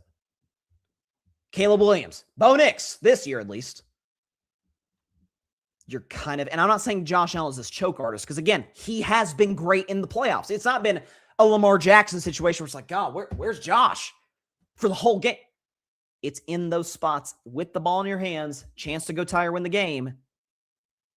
Nothing. You've had opportunities. Let's not act like, Josh did all he could, but he had a chance to go win and he didn't. Back-to-back years. I feel like I'm the only person in podcast, print, radio, or television that has tried to emphasize that sentiment. He's had the opportunities, and he hasn't made the play the way that all the legendary quarterbacks do. So that is why. And by the way, playoffs are coming up. It's all out ahead of him. He's got an opportunity with no Patrick Mahomes, with either no Lamar Jackson, even if the Ravens get in oddly because of the injury situation, the weird injury situation, or even if Lamar's in, he's physically compromised, and we know he's not a good playoff performer. Josh Allen can find himself in a spot where to get to the Super Bowl. Drake May's excellent. Trevor Lawrence, same thing. But I'll have to go through Bo Nix, Aaron Rodgers, or a depleted Lamar, or Tyler Huntley as the 4 seed. A great Texans defense, but CJ Stroud depends on the game. And Justin Herbert, who's never won a playoff game. That's what he's got to get through to get to Super Bowl 60 in Santa Clara, California. What you going to do? Well, you're going on the road. I saw Tom Brady do it. I've ripped Aaron Rodgers, seen Aaron Rodgers do it. I saw Mahomes win 2 road games to get to a Super Bowl. What you going to do? Only time will tell. Let's check the comment section. Check the chat. Patrick, Eagles play calling is ... should be studied. Darling Nick was celebrating just like they won another title, even do the walk through in the tunnel. Not every player is enthusiastic. Yeah, it's just a weird vibe in Philadelphia. Philly has an offensive identity crisis. They're a first-half team and somehow flame out. If they have to play the LA Rams, pack it up. I'm here for it. If they do play the Rams in round 1, I'm picking the Rams. I absolutely am.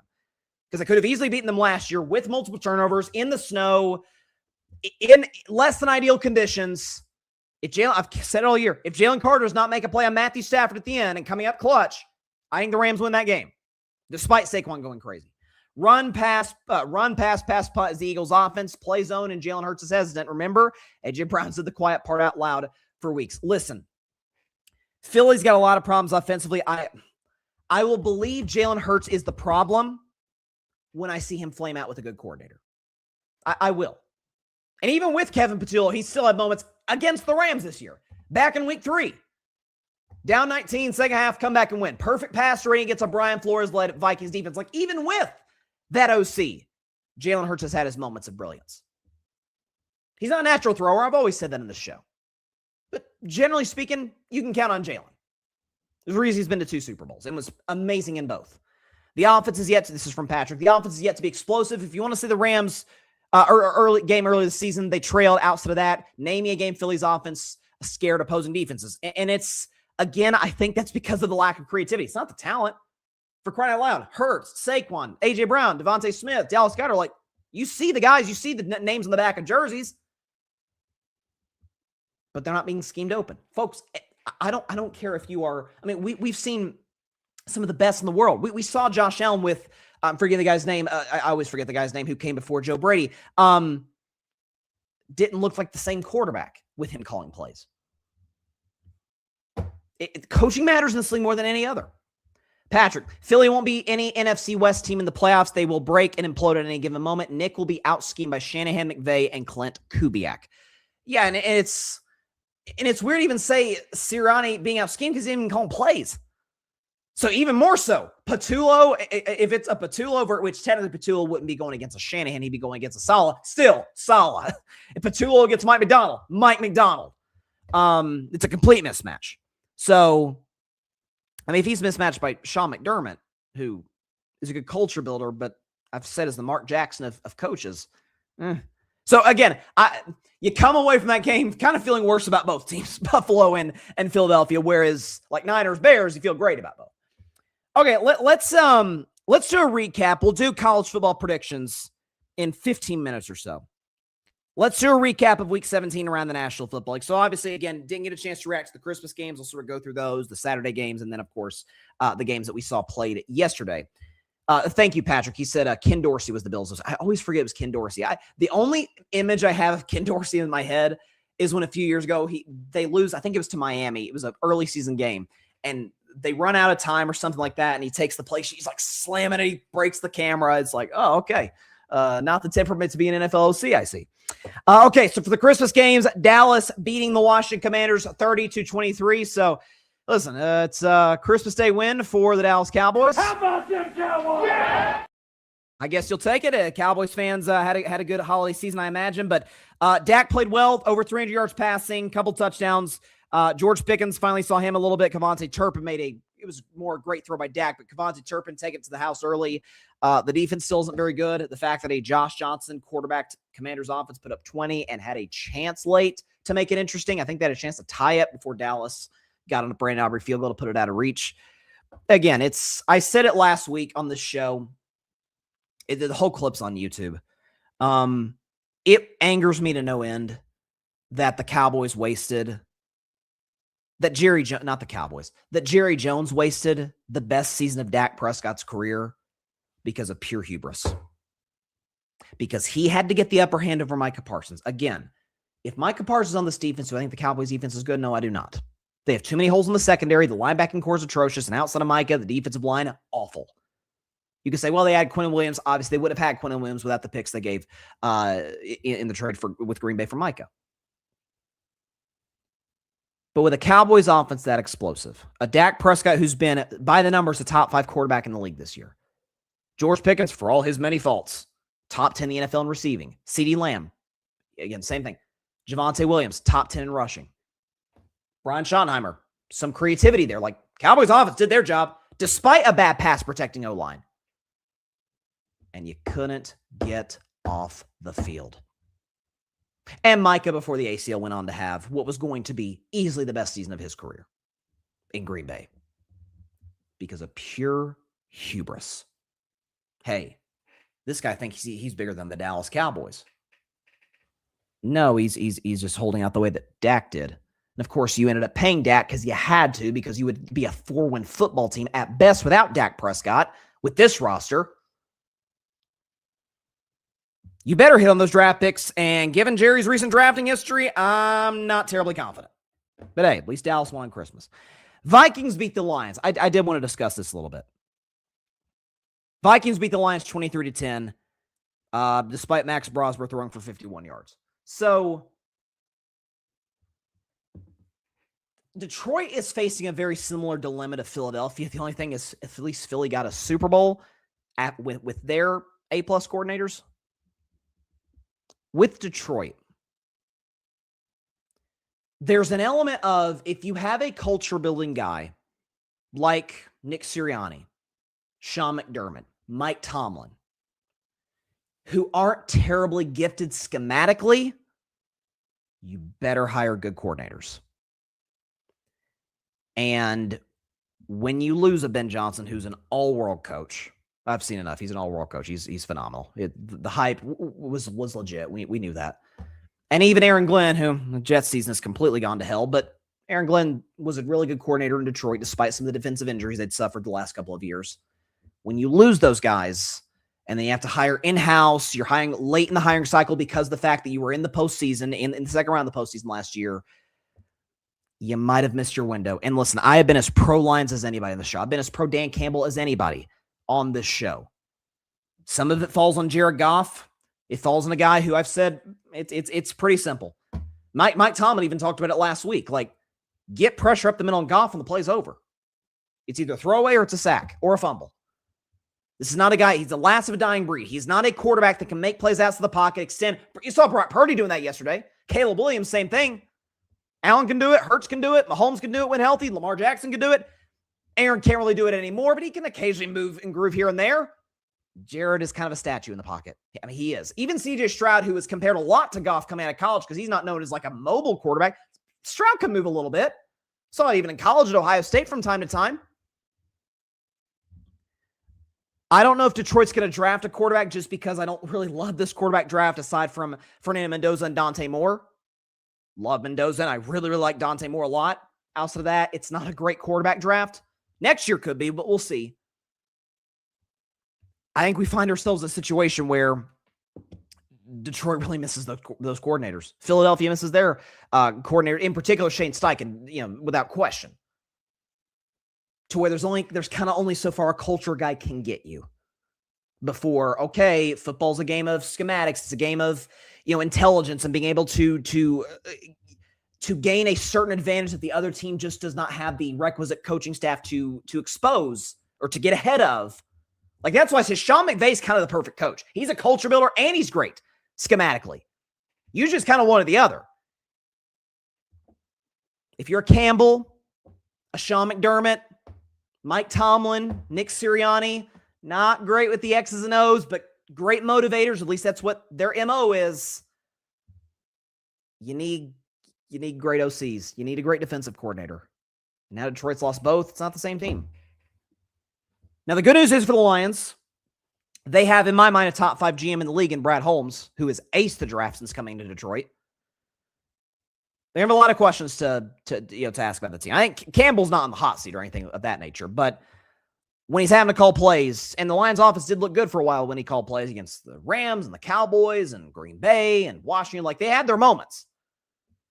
But they kind of fizzled out over the course of the season because Dan Campbell, to say the very least, has not Ben Johnson when it comes to play calling.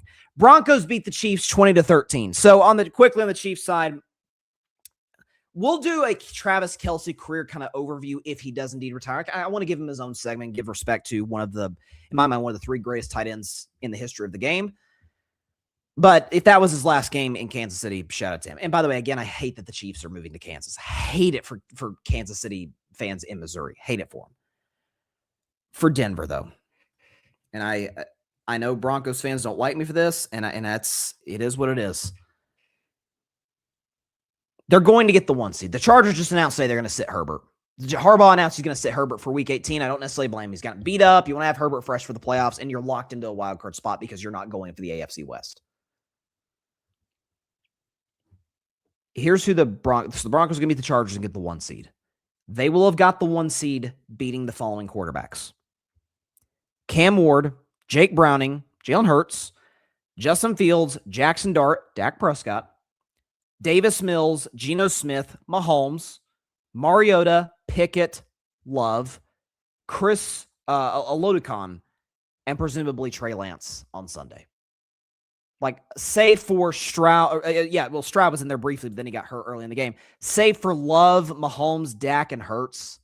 Pretty bad quarterbacks. Pretty bad quarterbacks when it's all said and done. And they lost to Trevor Lawrence. They lost to Justin Herbert. They lost to Daniel Jones when he was on his Linsanity run. Is that when you run into a Drake May, a Josh Allen, a Trevor Lawrence again, you're not necessarily feeling great about your chances because you haven't beaten teams in your weight class, so to speak. The quarterbacks in your weight class. And when you're constantly just scraping by the skin of your teeth, again, we see this year after year. 2020 Steelers, the 2021 Cardinals, 2022 Vikings, 2023 Eagles. We see it with these teams year after year, and eventually the luck kind of runs out. I've said in the show, winning games, close games is an art, but when you're in dogfights with a third-string quarterback with Kansas City season totally over, and you have everything to play for, they have nothing to play for except for Travis Kelce hoping to go out with a win on Christmas. That's not great, man. So, I maintain I don't buy Denver. I don't. And it's nothing to do with their defense.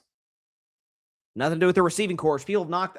Cortland Sutton's a good one. I don't know what people are knocking Cortland Sutton for. He's a great deep threat, good route runner. We'll see. Patriots over the Jets. That game was over before it started. 42-10. Thanks to the Bills' loss later in the day, the Patriots wrapped up the AFC East for the first time since 2020. We could show Drake May's numbers. He was nothing short of sensational. Not 1, not 2, not 3, not 4. 5 touchdown passes, 0 interceptions, 90% completion percentage. He's 19 for 21 to be exact. 256 passing yards, a near perfect passer rating, 157 exactly, and a near perfect QBR, 0 to 100. He got 99.8, 0.2 points off of a perfect QBR to Drake May have yesterday. Again, the MVP finish is going to be a fun chase down the wire between he and Stafford. It's a two-man race. It's been a two-man race for a month and a half. I still give Stafford the advantage because coming into this week, pass rating leader, passing touchdowns leader. Like guys like that always win league MVP historically in the NFL. Drake May, to me, will be a very worthy top 2 guy for that award. But we'll see what happens tonight. We'll see what happens next week. But this Patriots offense, man, it's got some pop to it. The deep balls down the field with Drake May, the ability for Drake to move, Travion Henderson. Offensive line still isn't amazing. They still could add some pieces in the draft and potentially in free agency. They're good in that regard. They didn't have Matt Collins yesterday. Hopefully, I think he's on IR. I'm not sure if he's going to come back at some point later in the playoffs. We'll see. IR means you're automatically out for at least 4 weeks. But Stephon Diggs has stepped up not just on the field, but in the locker room in terms of his leadership. Hunter Henry, create a play calling from Josh McDaniels. We know what Mike Vrabel brings to the table. Again, Vrabel, culture guy, needs a good staff. He's got one. Josh McDaniels is a bad head coach, great OC. Worked with Brady, who doesn't, but worked with Mac Jones, has worked with Drake May. So kudos to the New England Patriots. Saturday games, almost forgot to mention the Saturday games. Texans over the Chargers, 20-16. Again, this Houston's Texans defense is just smothering. Danielle Hunter, Will Anderson, who's a monster. Derek Stingley Jr., who is, I think, I've said that all year with respect to Pat Surtain, I think Derek Stingley Jr. is the best corner in all of football. I think he is a ball hawk, can play a one-on-one, man coverage zone. He's awesome. Al Shire, the linebacker, he kind of has a history of being a little bit of a dirty player, but by and large, complete backer. They're stacked from top to bottom. We know how great of a head coach, particularly on the defensive side of the ball, DeMeco Ryans is. If they get anything, because we saw CJ Stroud hitting the early passes in the game, if they get any level of consistency from Stroud, from the receiving core, Nico Collins, Xavier Hutchinson, guys like that, okay, this is a team that could go to their first AFC championship game in the history of their franchise. Because, listen, I do think the Texans are a legit contender. It feels like the offense is going to be able to let them down. They're going to lose like a game that they won on Saturday, like 20-16 or something. Defense is all it can, but Stroud has one bad turnover, sets the other offense up in a short field, and that's the difference in the game. So we'll see what happens. Again, Stroud started with the 2 touchdowns, but had a couple picks. They kept letting the Chargers back in the game over and over. The Chargers just did not want to win it, I guess. But that's what happened. Saturday night, the only reason my Steelers were even in position to lose to Cleveland for the division to come down to Week 18. Ravens on the road against the Packers, 41-24. Quickly in Green Bay's side, again, they're obviously done.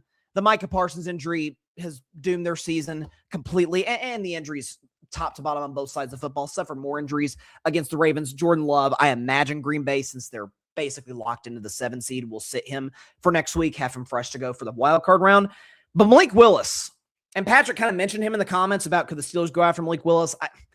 With respect to Malik Willis, I think a lot of it's a credit to Matt LaFleur because Malik Willis was in Tennessee and it was bad. But give him a good offensive coach and he can perform like he did on Saturday night. Malik Willis, 18-21, 288 passing yards. He also had 60 yards rushing, 1 touchdown passing, 2 touchdowns rushing, passer rating of 134.6, a QBR 0-100 of 94.5. Malik Willis made himself some money on Saturday night. He played relatively well in that Bears game last week. He had some moments, me and my family saw him in person last year in Nashville when they played the Titans at Nissan Stadium. Played great in that game. Had a good game against Indianapolis. I remember distinctly a game last year against the Jags where Jordan Love goes down early, or actually it wasn't early. I think it was second half. Willis steps in, leads the Packers to a game-winning drive. Like, he's been I think he's a top 3 or top 4 backup, or has been the last couple of years. He's a free agent this offseason. Like, someone's going to give Malik Willis money. Someone's going to give him the opportunity that the Vikings gave Sam Darnold to say, okay, didn't have quite the upside Sam Darnold was. I think Malik Willis in a weak quarterback draft. I think he was like a 2nd, 3rd round pick. Sam Darnold was the 3rd overall pick in his draft, in a great quarterback draft. So there are levels. But again, I'll have to dig up the tape, but I had Malik Willis as my best quarterback in 2022. I had him ahead of Kenny Pickett. I thought his arm strength was better. I thought his mobility, accuracy left some things to be desired, but it seems like he's kind of fixed that when he's working out of play action, when the defense is, kind of loading the box degree, planning for Josh Jacobs. He can be able to kind of hit you with that big play over the top, was really accurate on those long balls. He made himself a lot of money, so kudos to Malik Willis. Good dude, too, by the way. But the story for this game is Derrick Henry. Derrick Henry, and did I forget to mention Derrick Henry? Show the numbers that he put up against the Packers. 36 carries. They said, we're just going to ride until the cows come home. 216 rushing yards. Jeez. Not 1, not 2, not 3. 4 rushing touchdowns for King Henry. 6 yards per carry. The man turned back the clock. He's had a good year, not a 2,000 yards that he had last year. That was the classic Derrick Henry turning back the hands of time. He's the first running back in history, I believe, to have 200 yards and 4 touchdowns since I think Jim Brown was the last guy to do it. Like, the guy's unstoppable. So, again, by extension of that, and this was that, and then by extension, the Steelers lost yesterday. The division is going to come down Sunday Night Football in Pittsburgh. I not only do I not know who I'm going to pick, I don't even know who I'm rooting for. So I saw a great tweet. I actually put it on my IG stories. I want to read it just so I get this right because it's so accurate. I think, NFL Trades, an account on social media, put this. It's a screenshot of the game. It says, the low-key, I hope our team loses so our coach gets fired bowl. Like it is. Ravens fans are kind of done with John Harbaugh. Trust me, Steelers fans are very done and have been done with Tomlin, particularly this season, with the consistent mediocrity. I don't even know what to expect. I really don't. But it feels like it's going to be the classic Steelers-Ravens 16-13 or 17-14 game. And I don't know which way it goes. Steelers are obviously beat like crazy with injuries and with suspensions. Darnell Washington's out. DK Metcalf's out. It sounds like TJ Watt will be available, which is huge. Whether Lamar Jackson is going to play is also a different story. Like, okay, this is a guy who got hurt in early December of both 2021 and 2022, didn't play the rest of the year. He's now hurt because, from the Patriots game, he's been beat up all season long. Is he going to come back for this game? Only time will tell. But in an odd way, again, we talk about must-win games. You don't trust Aaron Rodgers. You also don't trust Lamar Jackson. So there's so many components of who wants to lose the game less type of scenario. Not who wants to win it more, who wants to lose it less between these two bitter rivals. And again, I need until Friday to know who I'm picking for this matchup. So we'll see. Saints over the Titans, 34-26. Listen, first 4-game winning streak since 2020. Last time the Saints made the playoffs for the Saints. I know by and large they've beaten bad teams in this 4-game winning streak. Let's see what we get in a full season of this kid. Tyler Shuck might be the guy. He might be the guy. He's accurate. He's got a good deep ball on him. I like him. And I wasn't a big believer in Tyler Shuck. Longtime college starter, injury history, coming out of Louisville. I didn't love that. But based on what he's shown the last 4 games, with Chris Olave, he's got a good connection with him. And by the way, this is based on the fact the Saints went from like top 3 pick to, they're going to have like the 9th or 10th pick at best. You imagine that they will give Shuck another opportunity in 2026. I think he's earned that right. He's been really good. He was one of the many quarterbacks, him, Dylan Gabriel, and Jalen Milroe. I'm thinking, how in God's green earth did these 3 guys go ahead of Shedeur Sanders? Shuck's been good. Shuck's been better than Shedeur Sanders. Dylan Gabriel has not been, and Jalen Milroe, we haven't seen anything. I'm not terribly high on him. What other games we have? Jags over the Colts. Listen, if my Steelers don't get it, I'm just going to tell you outright. I'm pulling for the Jags in the AFC. I am. With Trevor Lawrence, who quite simply has been the best quarterback in the National Football League post-Thanksgiving. Oh, he's casually had 16 total touchdowns to 1 interception in the last 5 games. The Jags are averaging 30 points a game in that stretch. And everyone's talking about, the Texans are scary. Listen, they are. That defense is unbelievable. Bad news is they're not even going to win their own division because Jacksonville's got Tennessee at home next week. They're going to win that game. And they're going to be the 3 seed in the AFC. And they are going to be the team that everyone's like, gosh darn, I don't want to run into Jacksonville. The Chargers definitely don't want to run into them because last time they did in the playoffs, up 27-0, blew it. Trevor had 4 touchdown passes, 5 consecutive scoring drives to win that game back in 2022. Buffalo doesn't want to play that, doesn't want to compete in that game because of the fact that Josh Allen, we know he can struggle with the turnovers. Jacksonville takes the football away. That's their MO. Trevor's a playmaker. Trevor can expose that Buffalo Bills pass defense, that secondary. Houston, they already beaten Houston and Jacksonville. Like, there's familiarity there in the division. I'm telling you, if we get a Bears-Jags Super Bowl, I'm going to be insufferable. I'm just going to tell you right now, I'm going to be insufferable. The 2 young quarterbacks, I said, these guys are the future. And Caleb, he lived up to that quicker than Trevor. Trevor had the year 2. I've said multiple times on the show. 2 years ago, entering December, the Jags were not division leaders, the number 1 seed. Trevor gets hurt, the season falls apart. And again, last year he wasn't good. I will not make excuses. Trevor was not good in 2024. I said this was a make or break year for this guy. You've got a smart coach, Liam Cohen, who also his name should be mentioned, at least mentioned in the coach of the year discussion. You got the O-line. By and large, you got the weapons, although Brian Thomas Jr. been in and out of the lineup. Travis Hunter has been out of the lineup for 2 months now. And you lived this offense into being one of the best in the NFL. Make or break year for Trevor. And he's more than lived up to it. As for Phillip Rivers, that was probably the last game we've seen from him. Admirable job. I mean, honestly, I know 0-3 didn't go the way that he wanted to or that the Colts wanted it to. But listen, this is a guy who, safe to say, played a lot better than I think all of us thought he would.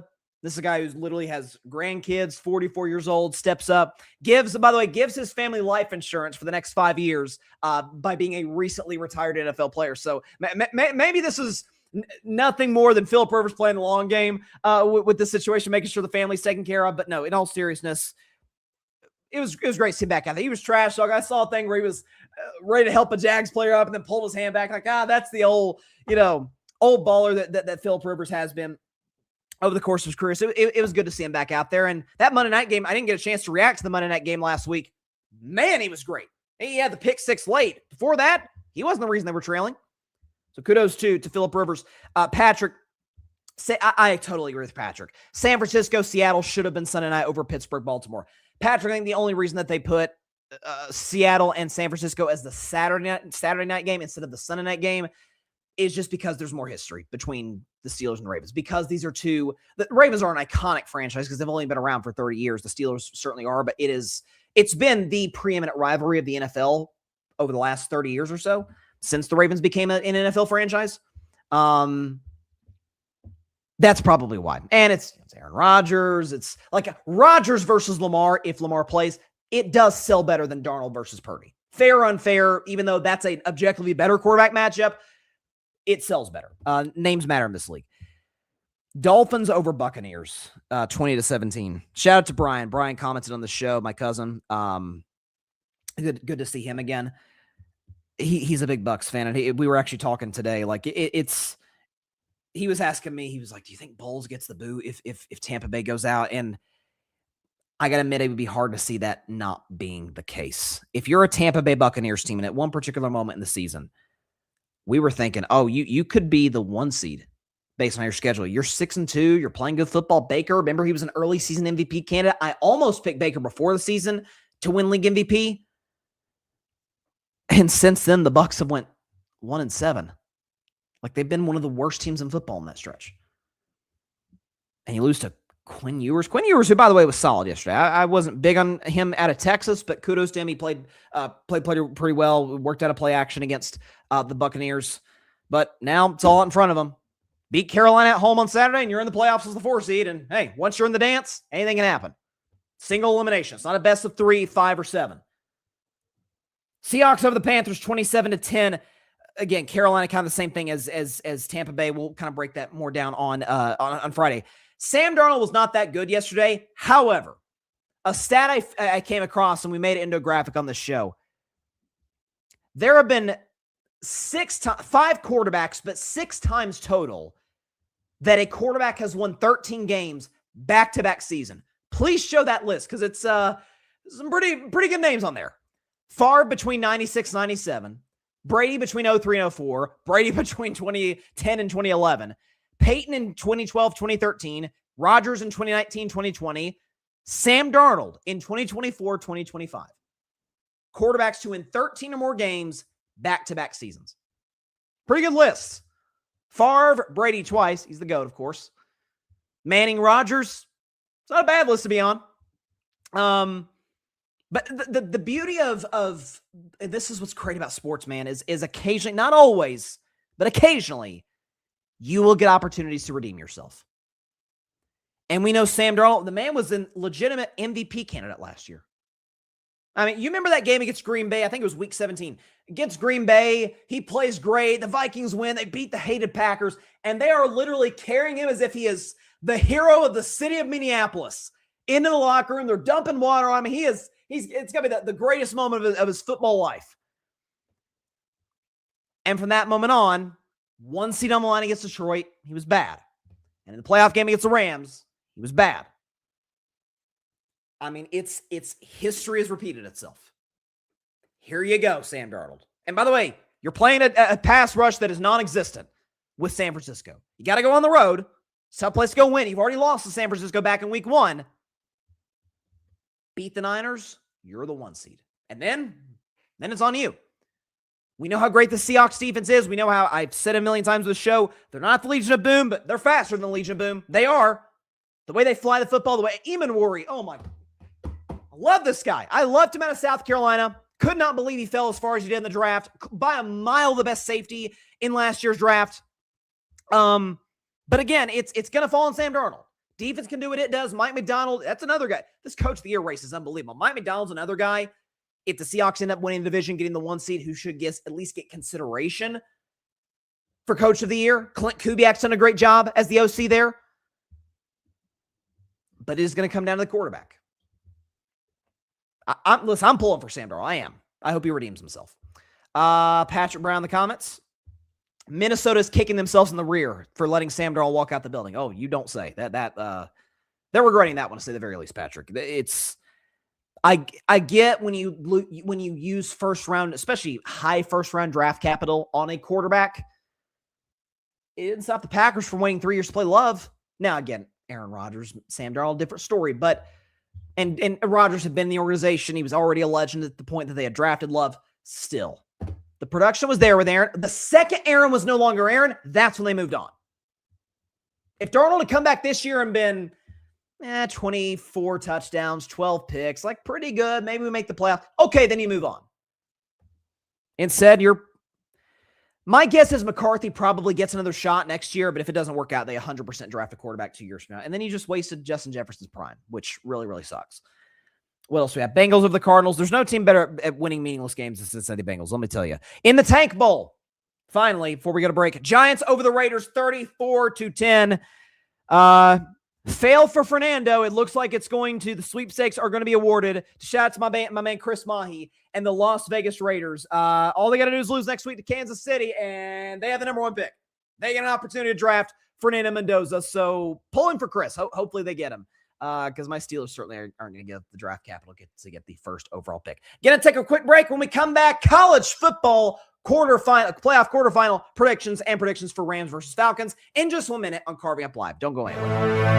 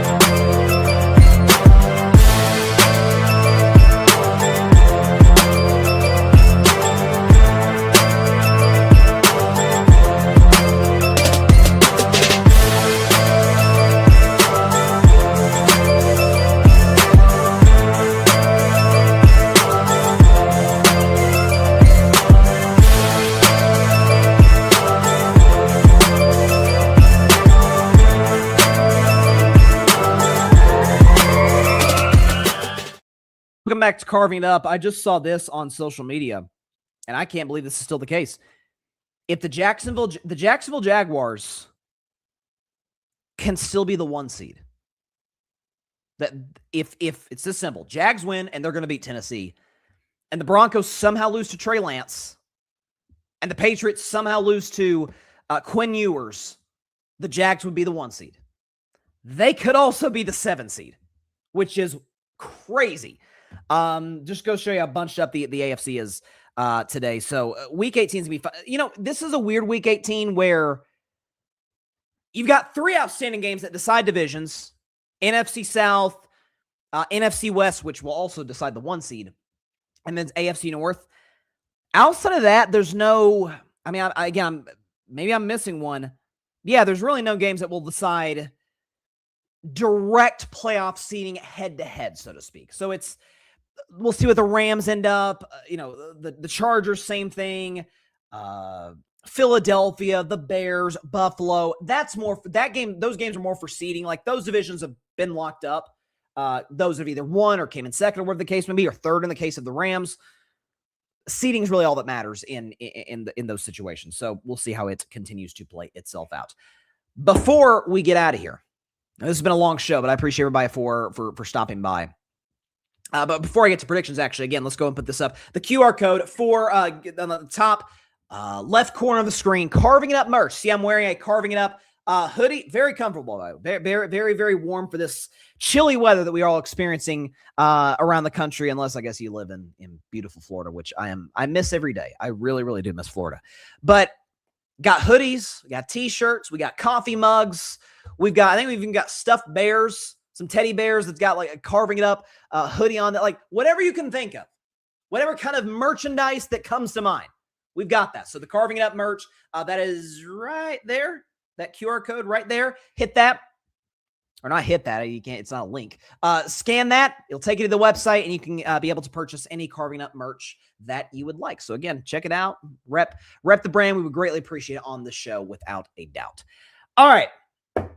College football playoff continues. And as I said near the top of the show, this is a rare instance in which I could see a scenario of any of these 8 teams winning the national championship. Some more narrow than others, of course. I believe more in Indiana than I believe in Miami. Of course, they've given me ample reason to believe in them over the Hurricanes. But I could see Miami winning the national championship. I could see Texas Tech winning the national championship. I could see if things break their way, James Madison couldn't. Tulane couldn't. Oklahoma with their offense, I don't really think so. So that's right. A&M, I really don't think could have. That's our vicious history. I was not a buyer in A&M in the second from November on. So let's get into predictions. College football playoff semifinal. Let's get the intense background music going. Playoff music. Here we go.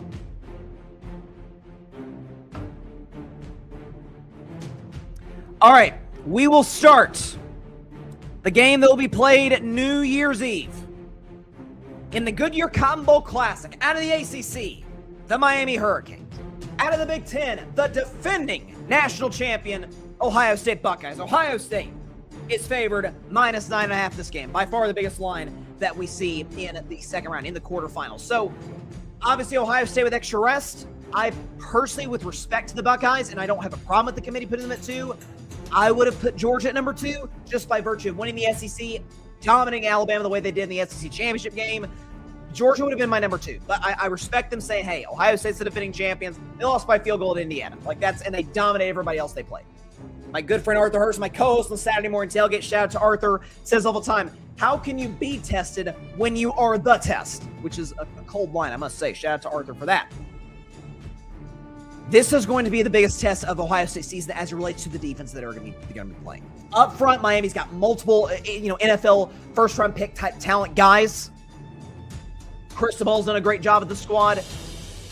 Ultimately, though, what it comes down to is I don't trust Carson Beck. I love Fletcher, the running back they've got, who ran wild on Texas A&M last week, helped get them into scoring range. Tony ended up running in the touchdown to give Miami the lead for good. But if it comes to a situation where one Carson Beck interception, he threw, I think, 5 this year in a game against Louisville a couple of months ago. Just a couple could be the difference in this being a blowout and this being, this could be a down-to-the-wire type of shootout game.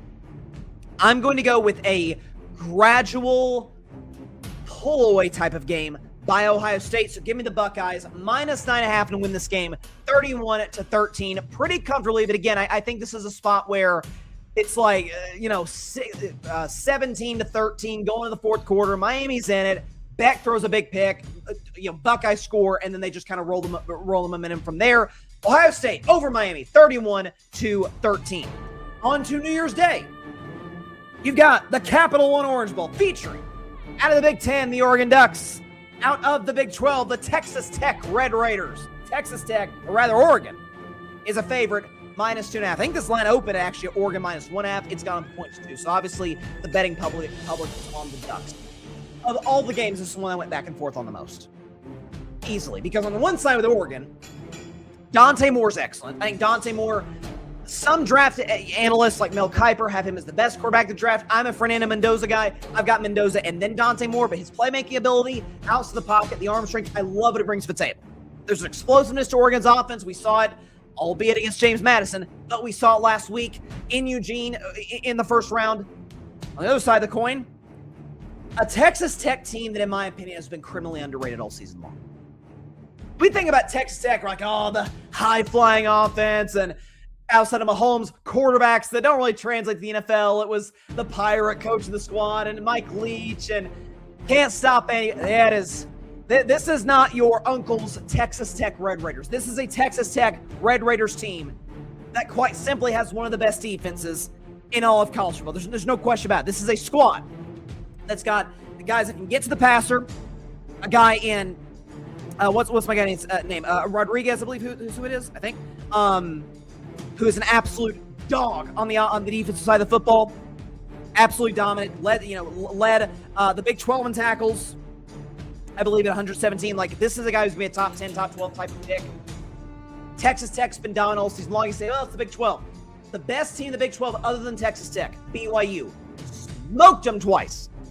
Any team that has an explosive offense shows the capability to be an explosive offense, and they have maybe the best defense in the entire playoff. Indiana will take exception to that. So with Miami, I think it's got a chance to win. So with respect to Dante Moore, who I love, give me Texas Tech in the upset, plus 2.5 in the Orange Bowl, 27-23, and will be one of the more entertaining games of the entire college football playoff. Texas Tech, Big 12 champions, and they will be headed to the college football semifinal game They will beat Oregon 27-23 as a 2.5-point underdog. Up next, granddaddy of them all, the Rose Bowl, featuring out of the SEC, the Alabama Crimson Tide. Out of the Big Ten champions, number 1 team in America, the Indiana Hoosiers. Indiana favored -7. So again, obviously Indiana with the rest advantage on Alabama. The Tide with an incredibly impressive win in their last game against Oklahoma, down 17-0. I picked Oklahoma. That was the only game I got wrong in round 1. Oklahoma's up 17-zip. Mateer's got it going. This defense is suffocating Alabama's offense. And they feel like the game flipped on the pick 6 off John Mateer at the end of the first half, and Bama rode that momentum from there. I believe it was make sure I get this right, for Alabama against Oklahoma, it was a 34-7 run to close that football game for the Crimson Tide. Ty Simpson was excellent. They ran the football effectively. Like, this was a Kalen DeBoer legacy game for the Tide, and his team showed up to the occasion. But you're playing an Indiana team that's got the best defense in the Big Ten. A defense that held Julian Sand, Jeremiah Smith, Carnell Tate, all these guys indoors. Even when they missed field goal, would have been 13 points. You got the best quarterback in college football. Despite what delusional Vanderbilt fans will tell you, the clear and obvious Heisman Trophy winner in Fernando Mendoza. You've got Omar Cooper Jr., who made the catch of the year in college football. Kurt Signetti and this squad, their defense is absolutely outstanding. They've been active in the transfer portal the last couple of years. It's paid off.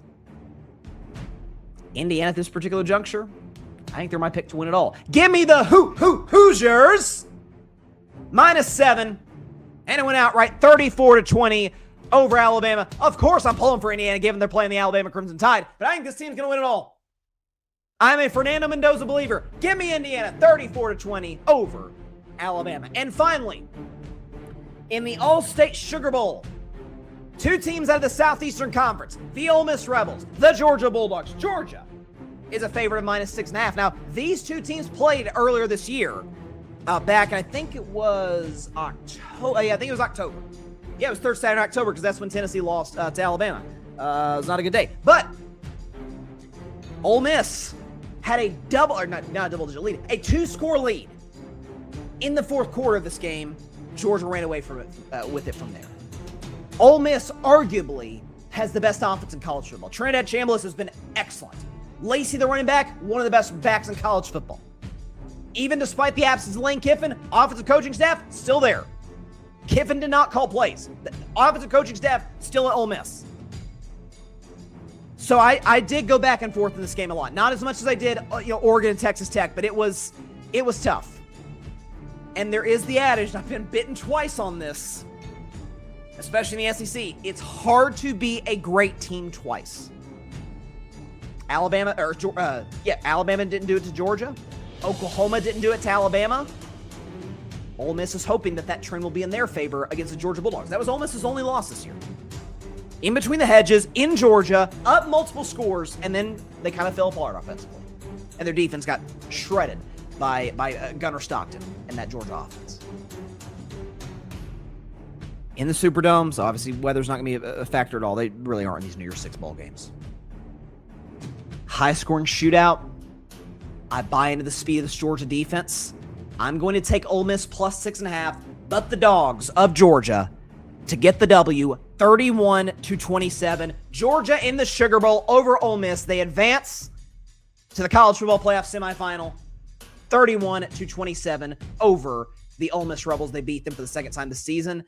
That's what I've got for the playoffs. So if that holds, if my predictions are correct, we would get Texas Tech versus Indiana in the Chick-fil-A Peach Bowl. And we would get Georgia. Oh, God, how good is this?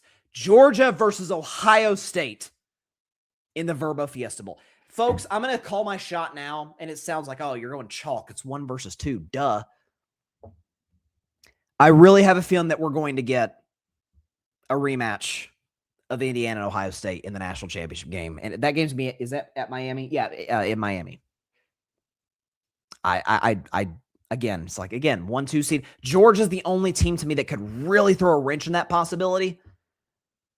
But I just think with both these teams' defenses, the NFL players in Ohio State certainly has, and in the case of Indiana, they've got the best quarterback in the whole tournament. I can't wait to see it. So here we go. All right. That is, quick prediction before we get out of here. I've got the Rams over the Falcons tonight, 31-20, Rams -7. Again, Atlanta's played well actually last few weeks with Kirk Cousins at quarterback. Bijan Robinson is doing Bijan Robinson things. He's been absolutely sensational. Running the football, catching the football out of the backfield, but I think the Rams are just the better team. They should win this one 31-20. I do have a lot of questions about Atlanta's defense. With that, that is all the time we have for today's show. Appreciate everybody stopping by. Catch Carving It Up, our New Year's Eve special on Wednesday at noon Eastern at 9 a.m. Pacific time. A recap of the entire year in sports and on this show. And Carving Up is a very, very eventful year, 2025. If you want to get some Carving Up merch, which I'm wearing, a Carving Up hoodie, check out the QR code right there. Scan that, take it to the website and get some hoodies, t-shirts, coffee mugs, stuffed animals for your kids, or maybe for you. Maybe you want a teddy bear with a Carving Up logo to cuddle with in bed. I don't know. I won't judge, I promise. We appreciate the sport in whatever way that it will come about. Check out my merch, and also on the same website, my good friends and my colleagues, my partners, my brothers at the Grid Network. Check their merch out. Check out their shows on this network. Catch Carving Up, our regular live show on Friday at 6 p.m. Eastern, 3 p.m. Pacific time, right here on YouTube, as well as on Twitch, Facebook, X, and likely on Instagram as well. Again, we are trying like crazy to get the show live on TikTok. We're just got a few more hoops to jump through. Friday's going to be fun. We're going to have college football reaction to the 4 playoff games. We're going to have maybe some NBA stuff, but especially a recap of all of the playoff scenarios, which I love doing I love the chaos that comes with that. And of course, predictions for how I think the NFL playoffs will look by Sunday night. Hope everybody has a great week. We will see you guys again. The show won't be live on Wednesday at noon Eastern, 9 a.m. Pacific time, the Carving It Up year-end recap. So check that out. And of course, check our regular show out on Friday. Have a great week, everybody. For the last time, at least live on the show, Happy New Year. Happy 2025. Thanks to everybody for tuning in. God bless you all. Peace out. And once again, rest in peace to my Papaw Donnie. Thanks everybody for watching.